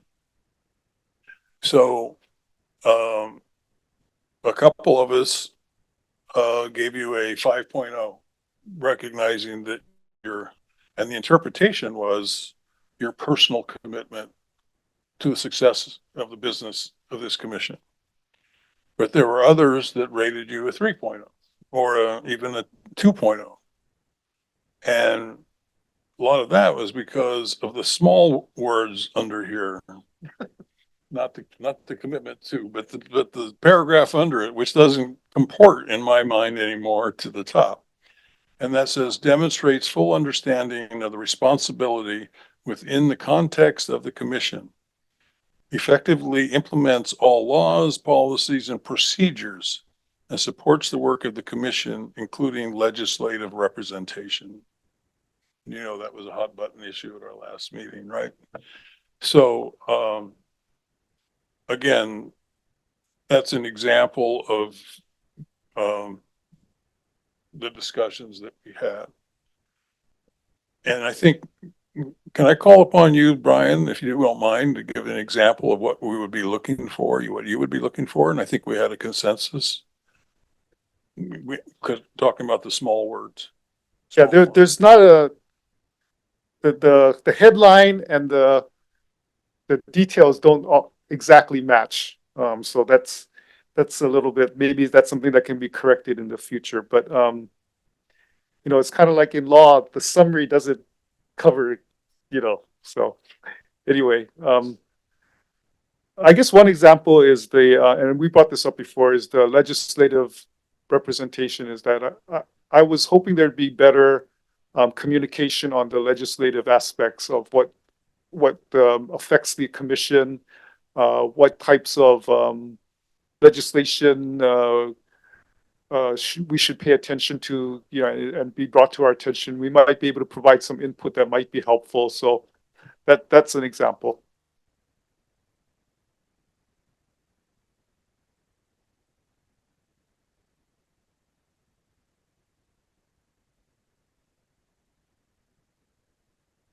So I think that one of the areas which we feel that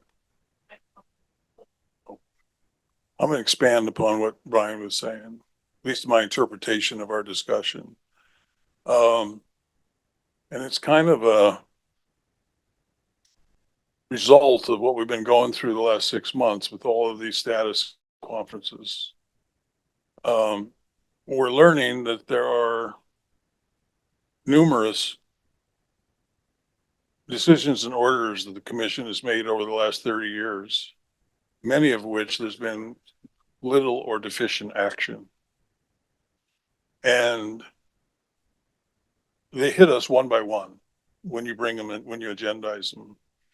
And I don't think any of us have a feel for how many of these there are and what is the, and I think that's maybe something that you and Arnold Wong are reviewing, but we want to know. Right. So we'd like to be informed of, almost on almost by a number by, case by case basis. Are there missing progress reports? Are they deficient? There's been action or no action in the last X number of years, that type of thing. Because in addition to, staff scheduling a conference like we had today, we may reach out and say, we want you to bring in these guys, those guys. That type of thing. Right, Brian? Yeah, I apologize. I forgot to be more comprehensive. But yeah, if we're given a better information of which projects make up those 50,000 units short that aren't being produced, we might be able to provide some input. And the only tools we have are to call them in, and perhaps threaten order to show cause. And we shouldn't be seeing people 5 years that they didn't give a report, and then only now we find out about it. If we have a better reporting on who's delinquent, we may have a better picture on how to and which guys we should apply more pressure to. And with Arnold here, I'm sure that'll be a lot more easily done. But that's the information that we don't know. So that's something I'd like to see. Thank you for your comments, Commissioner Lee, and believe me, it's a frustration of ours. We started down this road of trying to find out what's going on with a lot of these, for lack of a better word, dead petitions about 3-4 years ago. It took me 2 years to get a position out of the legislature, and we're hoping that this will allow us to collate all this information, and as soon as we get it, we'll share it with the commissioners. And with regard to your comments on the legislature, most certainly, I mean, it's been a tough thing for me to figure out how much information to bring to the commission with regard to the legislature, because there have been commissions in the past who just didn't want to know. They didn't want to have anything. But understanding now that this current commission would like as much information as possible with regard to the legislature, will be more than happy to bring everything to the commission as often as possible. So I want to share with you one other thing for which we achieved a consensus. And it stemmed from concerns we have as we go into the new year, which is July 1. We're going to have a very lean and young tenured commission. We've got 3 people who have never served on it. We've got 2 more that have nominally a year. And believe it or not, I'm the most senior guy with about 3.5 years. We don't have the experience. And secondly, we're going to be facing a lot more complicated petitions than what we've dealt with in the last year. We're going to see, hopefully, some special use permits. We're going to see maybe an EIS. We're going to see motions to amend and maybe even a DBA. We're going to have to rely on the staff who has that far more experience than we have in dealing with these matters. And you guys live at 30 days a month. We live at 3 to 4. So it's a symbiotic relationship between the commissioners and the staff. I want you to know that we recognize it and we're going to lean on you guys. But I think if there's anything we're asking for is for you to, I'm going to use a word we didn't actually say, but I'm going to say over communicate. Over communicate. Don't try to figure out what we need to know. Tell us more than we need to know because we're so young as a commission. Thank you, Chair. And staff has actually talked about this. We recognize that we don't have a lot of commissioners with a long-term serving on the commission. Not And any. I'm being kind. And so what we're attempting to do is revise the way we do our staff reports to contain a lot more information. I mean, one of the reasons that I communicate with all the commissioners before the hearings is to give them the opportunity to ask questions. And I appreciate questions, and I will do what I can to answer them as best I can. In staff's defense, because it's not just me, one of the things that happens very often also, we don't get everything until the last possible minute. And so then we're hustling, trying to get everything done to get ready for the hearing. But I mean, we have the ability to put more extensive factual information into our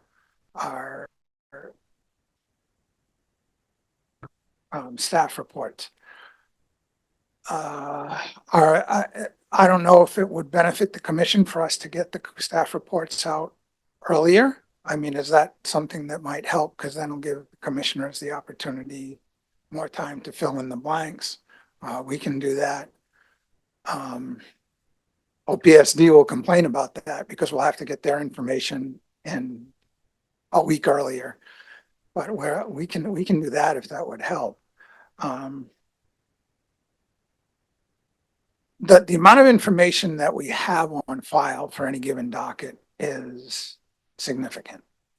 And so one of the things we try and avoid is having to put the commissioners in a position of reading everything going back 20, 30 years.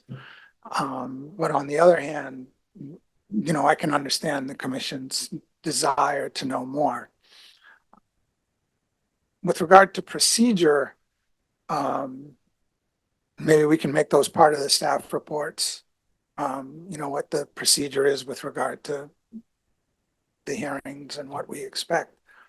One of the things that we're very careful about is not providing a staff report that takes the commissioners down a road towards a decision that is not theirs. You know, we're very careful about that because the commission is the one that makes the decisions. We're just here to provide you with whatever you need. So we will take that into consideration and see if we can work something out. And I would welcome any input from any of the commissioners at any point in time as to how we can better disseminate information. Chair, if I could make a comment. I think I agree with the chair. We'd be in big trouble if the staff was not here, you know, and there was a brand new staff, we'd be lost, you know, so we definitely appreciate that the staff has a lot of experience, and I agree. The thing to do is to over communicate. I noticed that for this meeting, there was a lot more communication than in previous meetings, so we're moving in the right direction. One suggestion would be, if anything new is posted, of course, earlier the better, you know, depending on your partners that you have to deal with. But anytime anything new is posted, if you could let us know, you know, because sometimes like the minutes are posted and I think, okay, I've read the minutes, but if I didn't check again, I wouldn't know that there was an amended minutes, you know. So if something new is posted, in the old days, they would just mail us a copy or send us an email of the actual thing. which is cumbersome, but at least let us know that we posted something new whenever that happens. That would be helpful. Thank you, Commissioner Lee. That is very easily done, and we will make sure that we do that. Let me ask a question. The commissioners just popped in my head. I think you guys know that I read from a script at every one of our hearings, almost word for word. A script that's prepared by Ariana and Martina and Scott and then the staff. You probably review it as well, Dan. Would it be helpful for you guys to have a copy of that so you know what's involved, or is it good enough just the way we do it? Because that's easy to do. They just send it out by email to me the day before the meeting. So if you want it, let me know, or let them know. No problem with that, right? I have a question from Lee. Dan. Can you tell us the EO? Can you tell us generally how you guys go about writing up staff reports, and just generally assigning them out, and how you guys go about writing DNOs? It's all by AI now. No, just kidding. It's actually, I mean, it sounds like it's a simple process, but it's not. When we do a staff report, first of all, different, and we're missing a planner right now, and we're trying to fill it desperately. But, we would I parcel out the different petitions, motions, whatever, to various staff so that to handle. Scott does the most complex ones because he's our planner 5 and he's been around the longest. Martina does a lot of them too.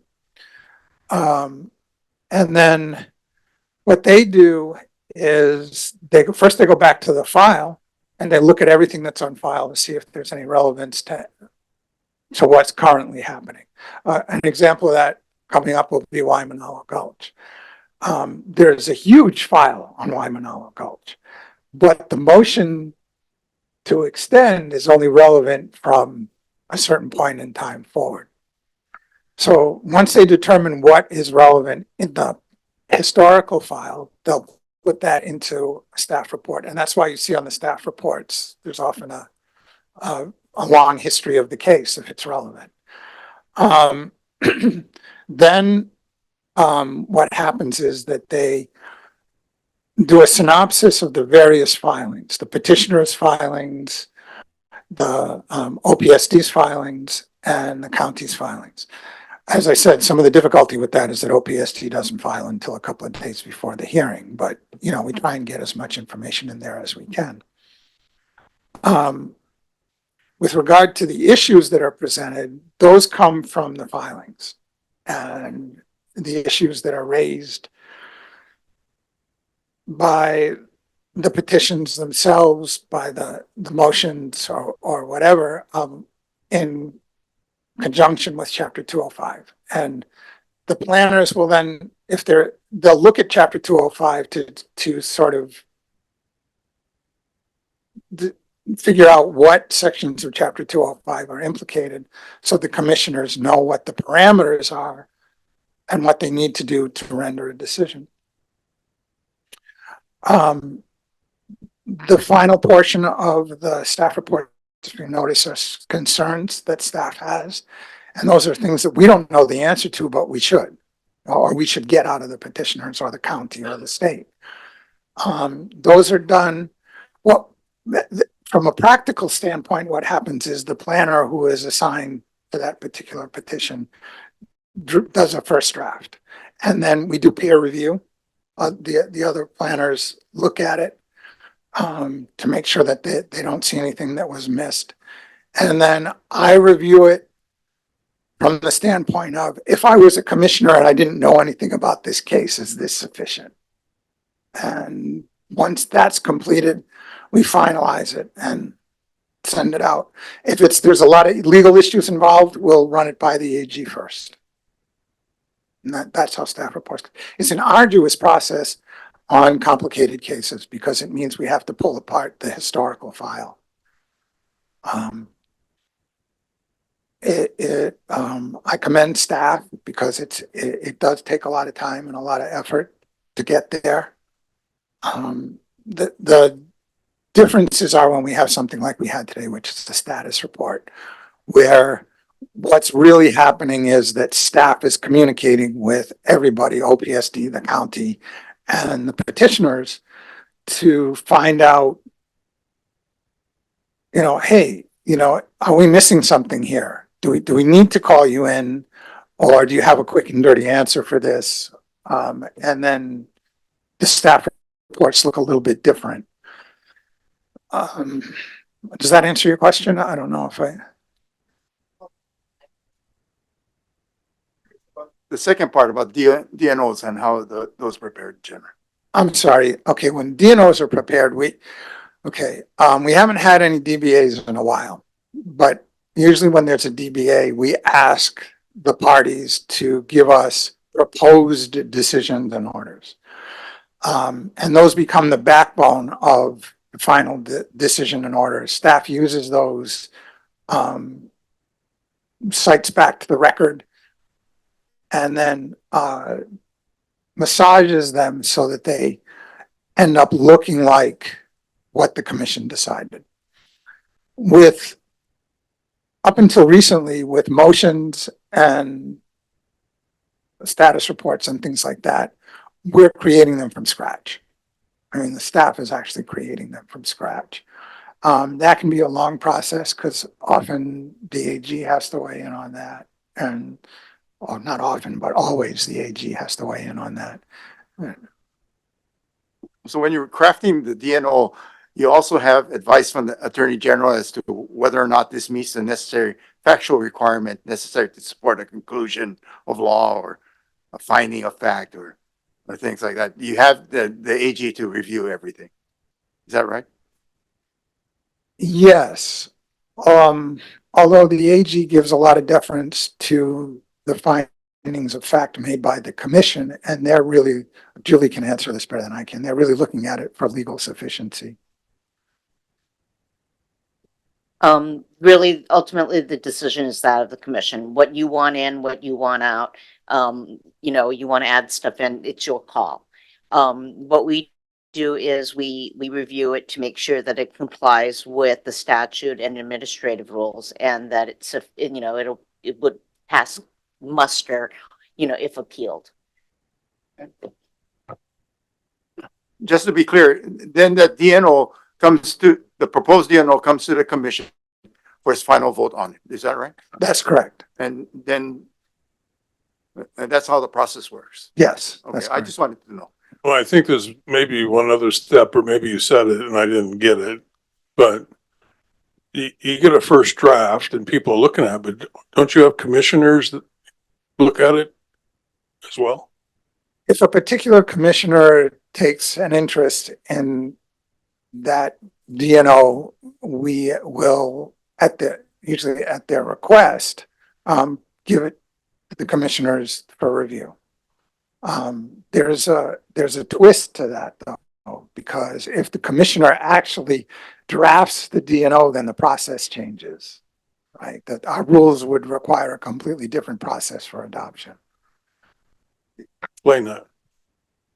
I believe, and I don't have, it's never happened, so I don't have the section in front of me, but maybe Scott can help me out a little bit here. If a commissioner drafts a DNO, doesn't it have to go to the commission first? And then the decision gets made or something like that? Yeah, it's part of chapter 91, I believe, that if one or more commissioners are involved in drafting proposed decision and order, then all the parties have to be served that proposed decision and order, and there has to be an allowance for comments on that. Then a final decision and order based on that would have to be brought to the commission, redrafted, brought to the commission for approval. So I think I'm looking for a half step. That was a full step. So if you have a draft DNO and and it is complicated, has a lot of different parts to it. But if there's let's say, one condition that is of particular interest to one commissioner, and you know that because that commissioner in the actual hearing drove that condition. So how does that process work when you want that commissioner to look at that one condition? Well, what happens in those circumstances, and that is a regular occurrence, what we will do is we'll run it by that commissioner and say, is this what you meant? Yeah, right. Yeah. That's a very important step, I think. Yeah. And at when you adopt the DNO, I've seen modifications made by the commissioners at that stage of the DNO, up to that point of stage. So I'm just wanted, I know it's a complicated matter, but I just wanted to be sure that everybody understands that everybody's a part of the DNO. The final decisions are made by the commission, and that input, even up to the adoption of it, can be made by motion, of course, if it's sustained or not at that time. Is that right? Yeah, we have had situations where the recommended changes by the commissioners have been such that we've had to say, okay, we'll go back and redraft, and then we'll have another meeting for adoption. Okay. And that happened. Thank you. Chair. Okay, so I have some experience with that, and that seems like a much better method than letting a commissioner draft it. You know, to have the commissioner propose a modification or an amendment, but the first draft, I think, should come from the staff based on their recommendations and their expertise and their knowledge. And then, you know, of course, it's up to the commissioners to amend that or not. But I think that's what staff is there for, is to rely on them. And there's one more wrinkle to the whole packet thing. And a bill passed this session, effective already, HB 1598, which says that board packets need to be published on the website 2 days before the meeting, and that public testimony should be distributed even up to right before the meeting starts. So just wanted to call that to your attention if you didn't know about that already. Thank you, Commissioner. We do know about that already, and we have been doing that. Well, so that means our checkpoint site might be moot then. It might almost be the public version. Well, we maintain the checkpoint, first of all, for convenience, because then you don't have to search through the website to see a lot of that stuff. But second of all, because it's not uncommon for us to get advice from the AGs that is privileged. And so that's one of the reasons that we maintain it.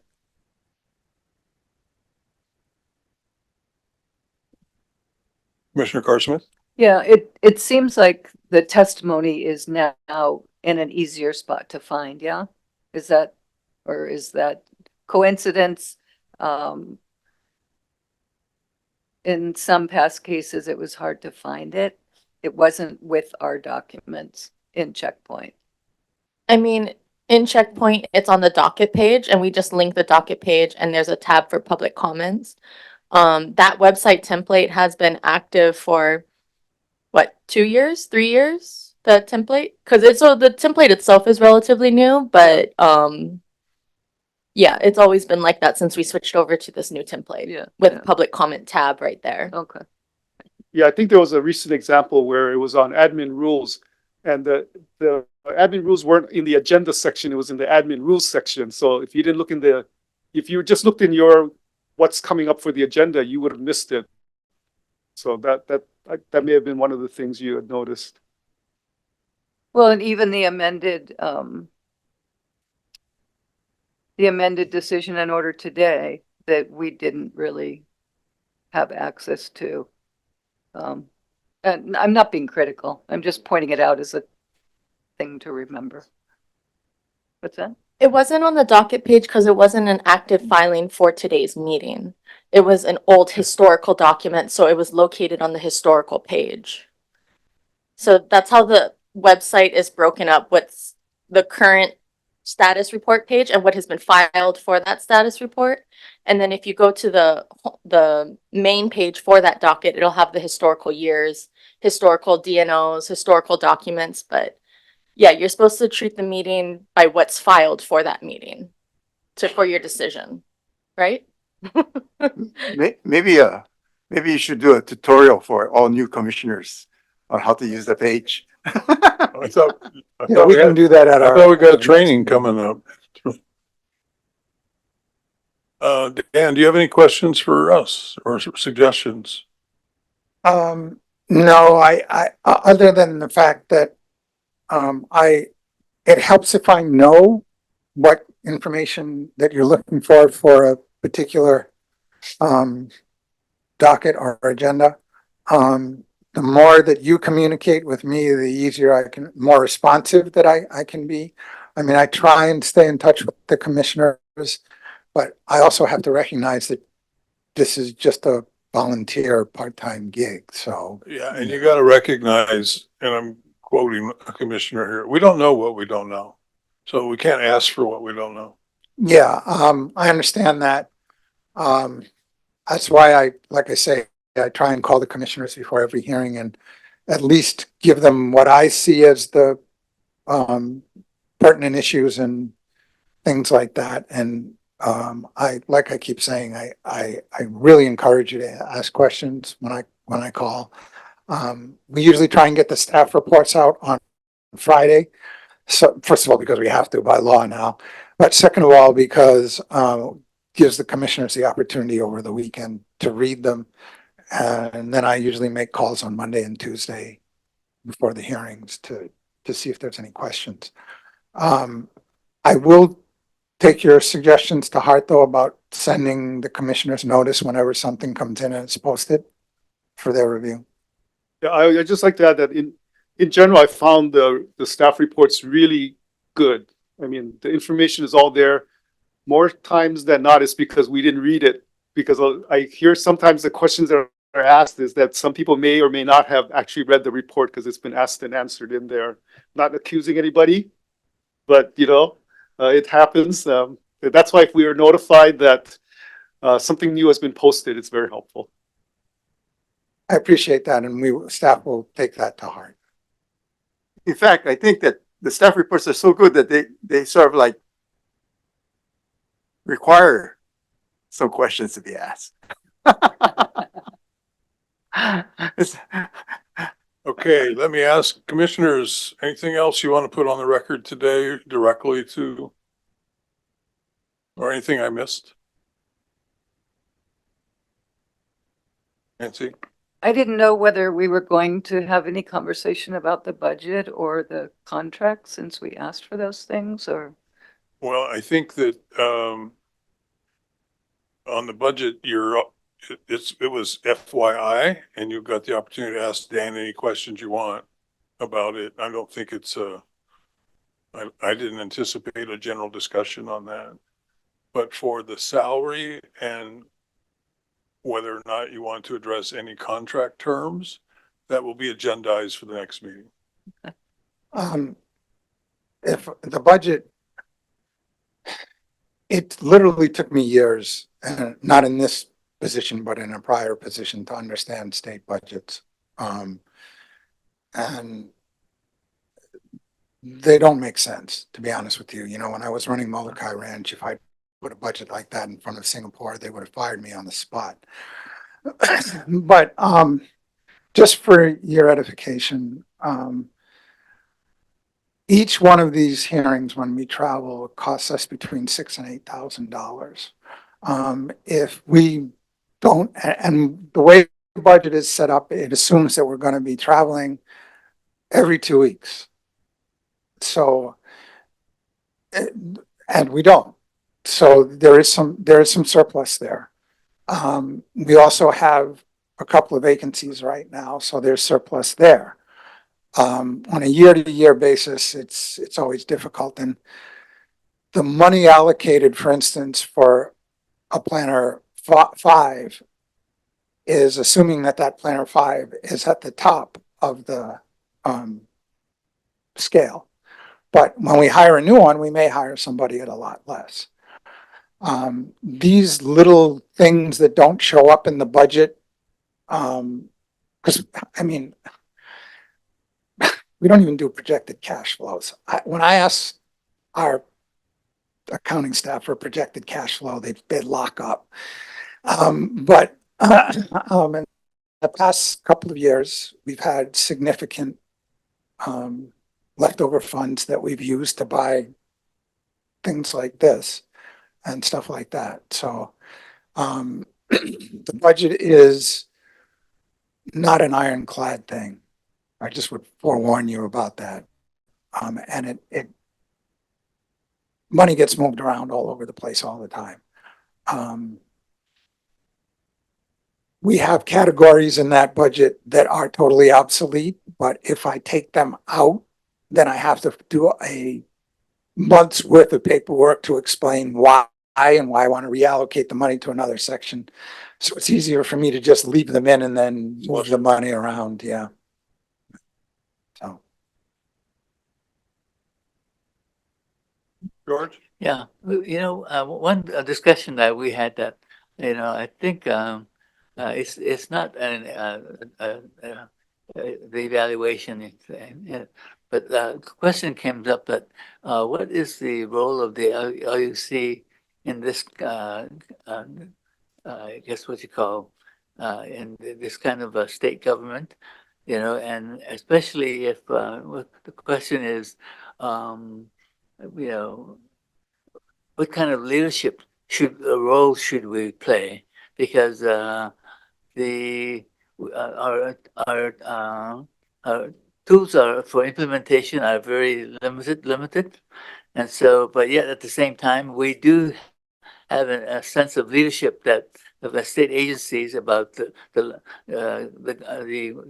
things that are coming into the future.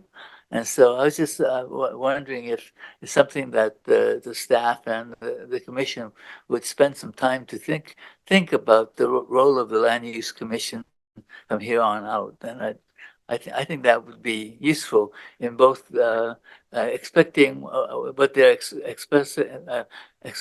expecting view and the commission who's playing what kind of role in. And I think we should be a leadership. That's just my personal feeling, but I think we should. And if we have to call the different agencies and call them up, like I noticed today, OP and DFFC, the head people of those agencies are not before us, and so we can't really ask them. We ask them where do they get the direction, and they have to, it's not them. They have to go higher up in their agency, and so that says something about what they're saying, what they're looking at LUC's position in the agency. So I think it's worth looking at it.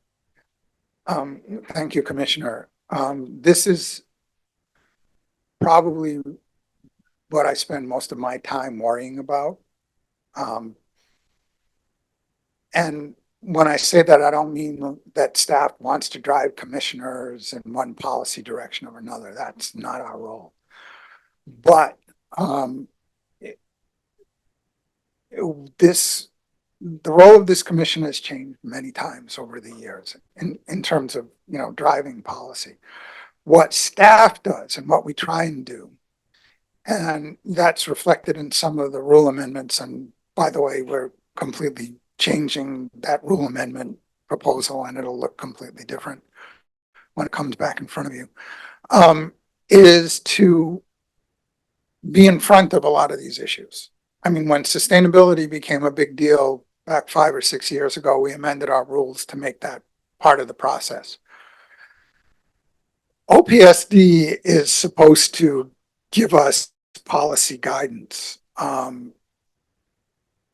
When under different administrations, OPSD took that role a lot more seriously. towards the end of the last administration, this administration. Let me back up by saying the Land Use Commission is a tremendous tool for the state. I mean, you can, land and power in Hawaii, right? It can really impact how the state looks, what its economic activity is even, and all the rest of that stuff. But the governor has to recognize that. Some governors do, some governors don't. I think we're in a situation right now where there's a disconnect, a little bit of a disconnect. We understand what the governor's policy is, which is to promote housing. We're very cognizant of that, but OPSD is not giving us any information with regard to some of the governor's other initiatives, which is food sustainability and renewable energy. We had a managers meeting the other day at Department of Business and Economic Development, where it was decided that DBED itself, since we were trying to get the legislature to give us, some money and some guidance on this. DBED itself is going to be undertaking a study with regard to how all those things interplay with each other. This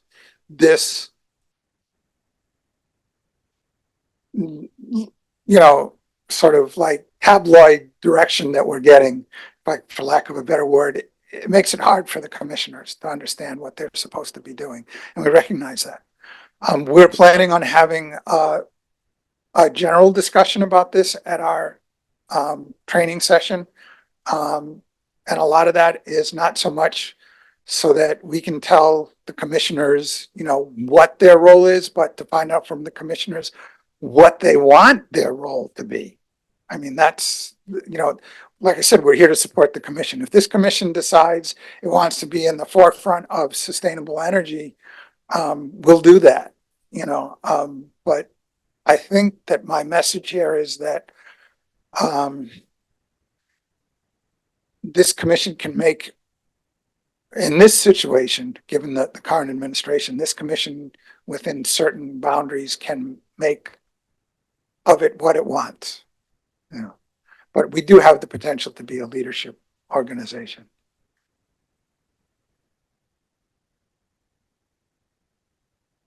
I think that's a good note to end on. Unless somebody wants to make a speech, anybody have a motion to adjourn? Move to adjourn, Mr. Chair. Second.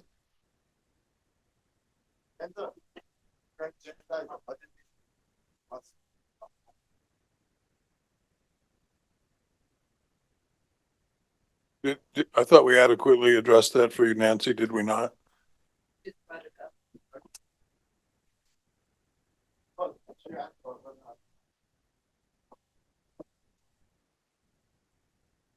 No, my position is that it's a unique science that's understood by few, and the best way to do a deeper dive on the budget is to get one-on-one with Dan. And I will be more than happy. Not to go into a public session about it. And in actuality, having a public session on our budget would probably make the governor and BNF Very nervous. Yeah. We could discuss that in executive session next time. I have a motion and a second to adjourn. All in favor? Opposed? Adjourned at 2:19.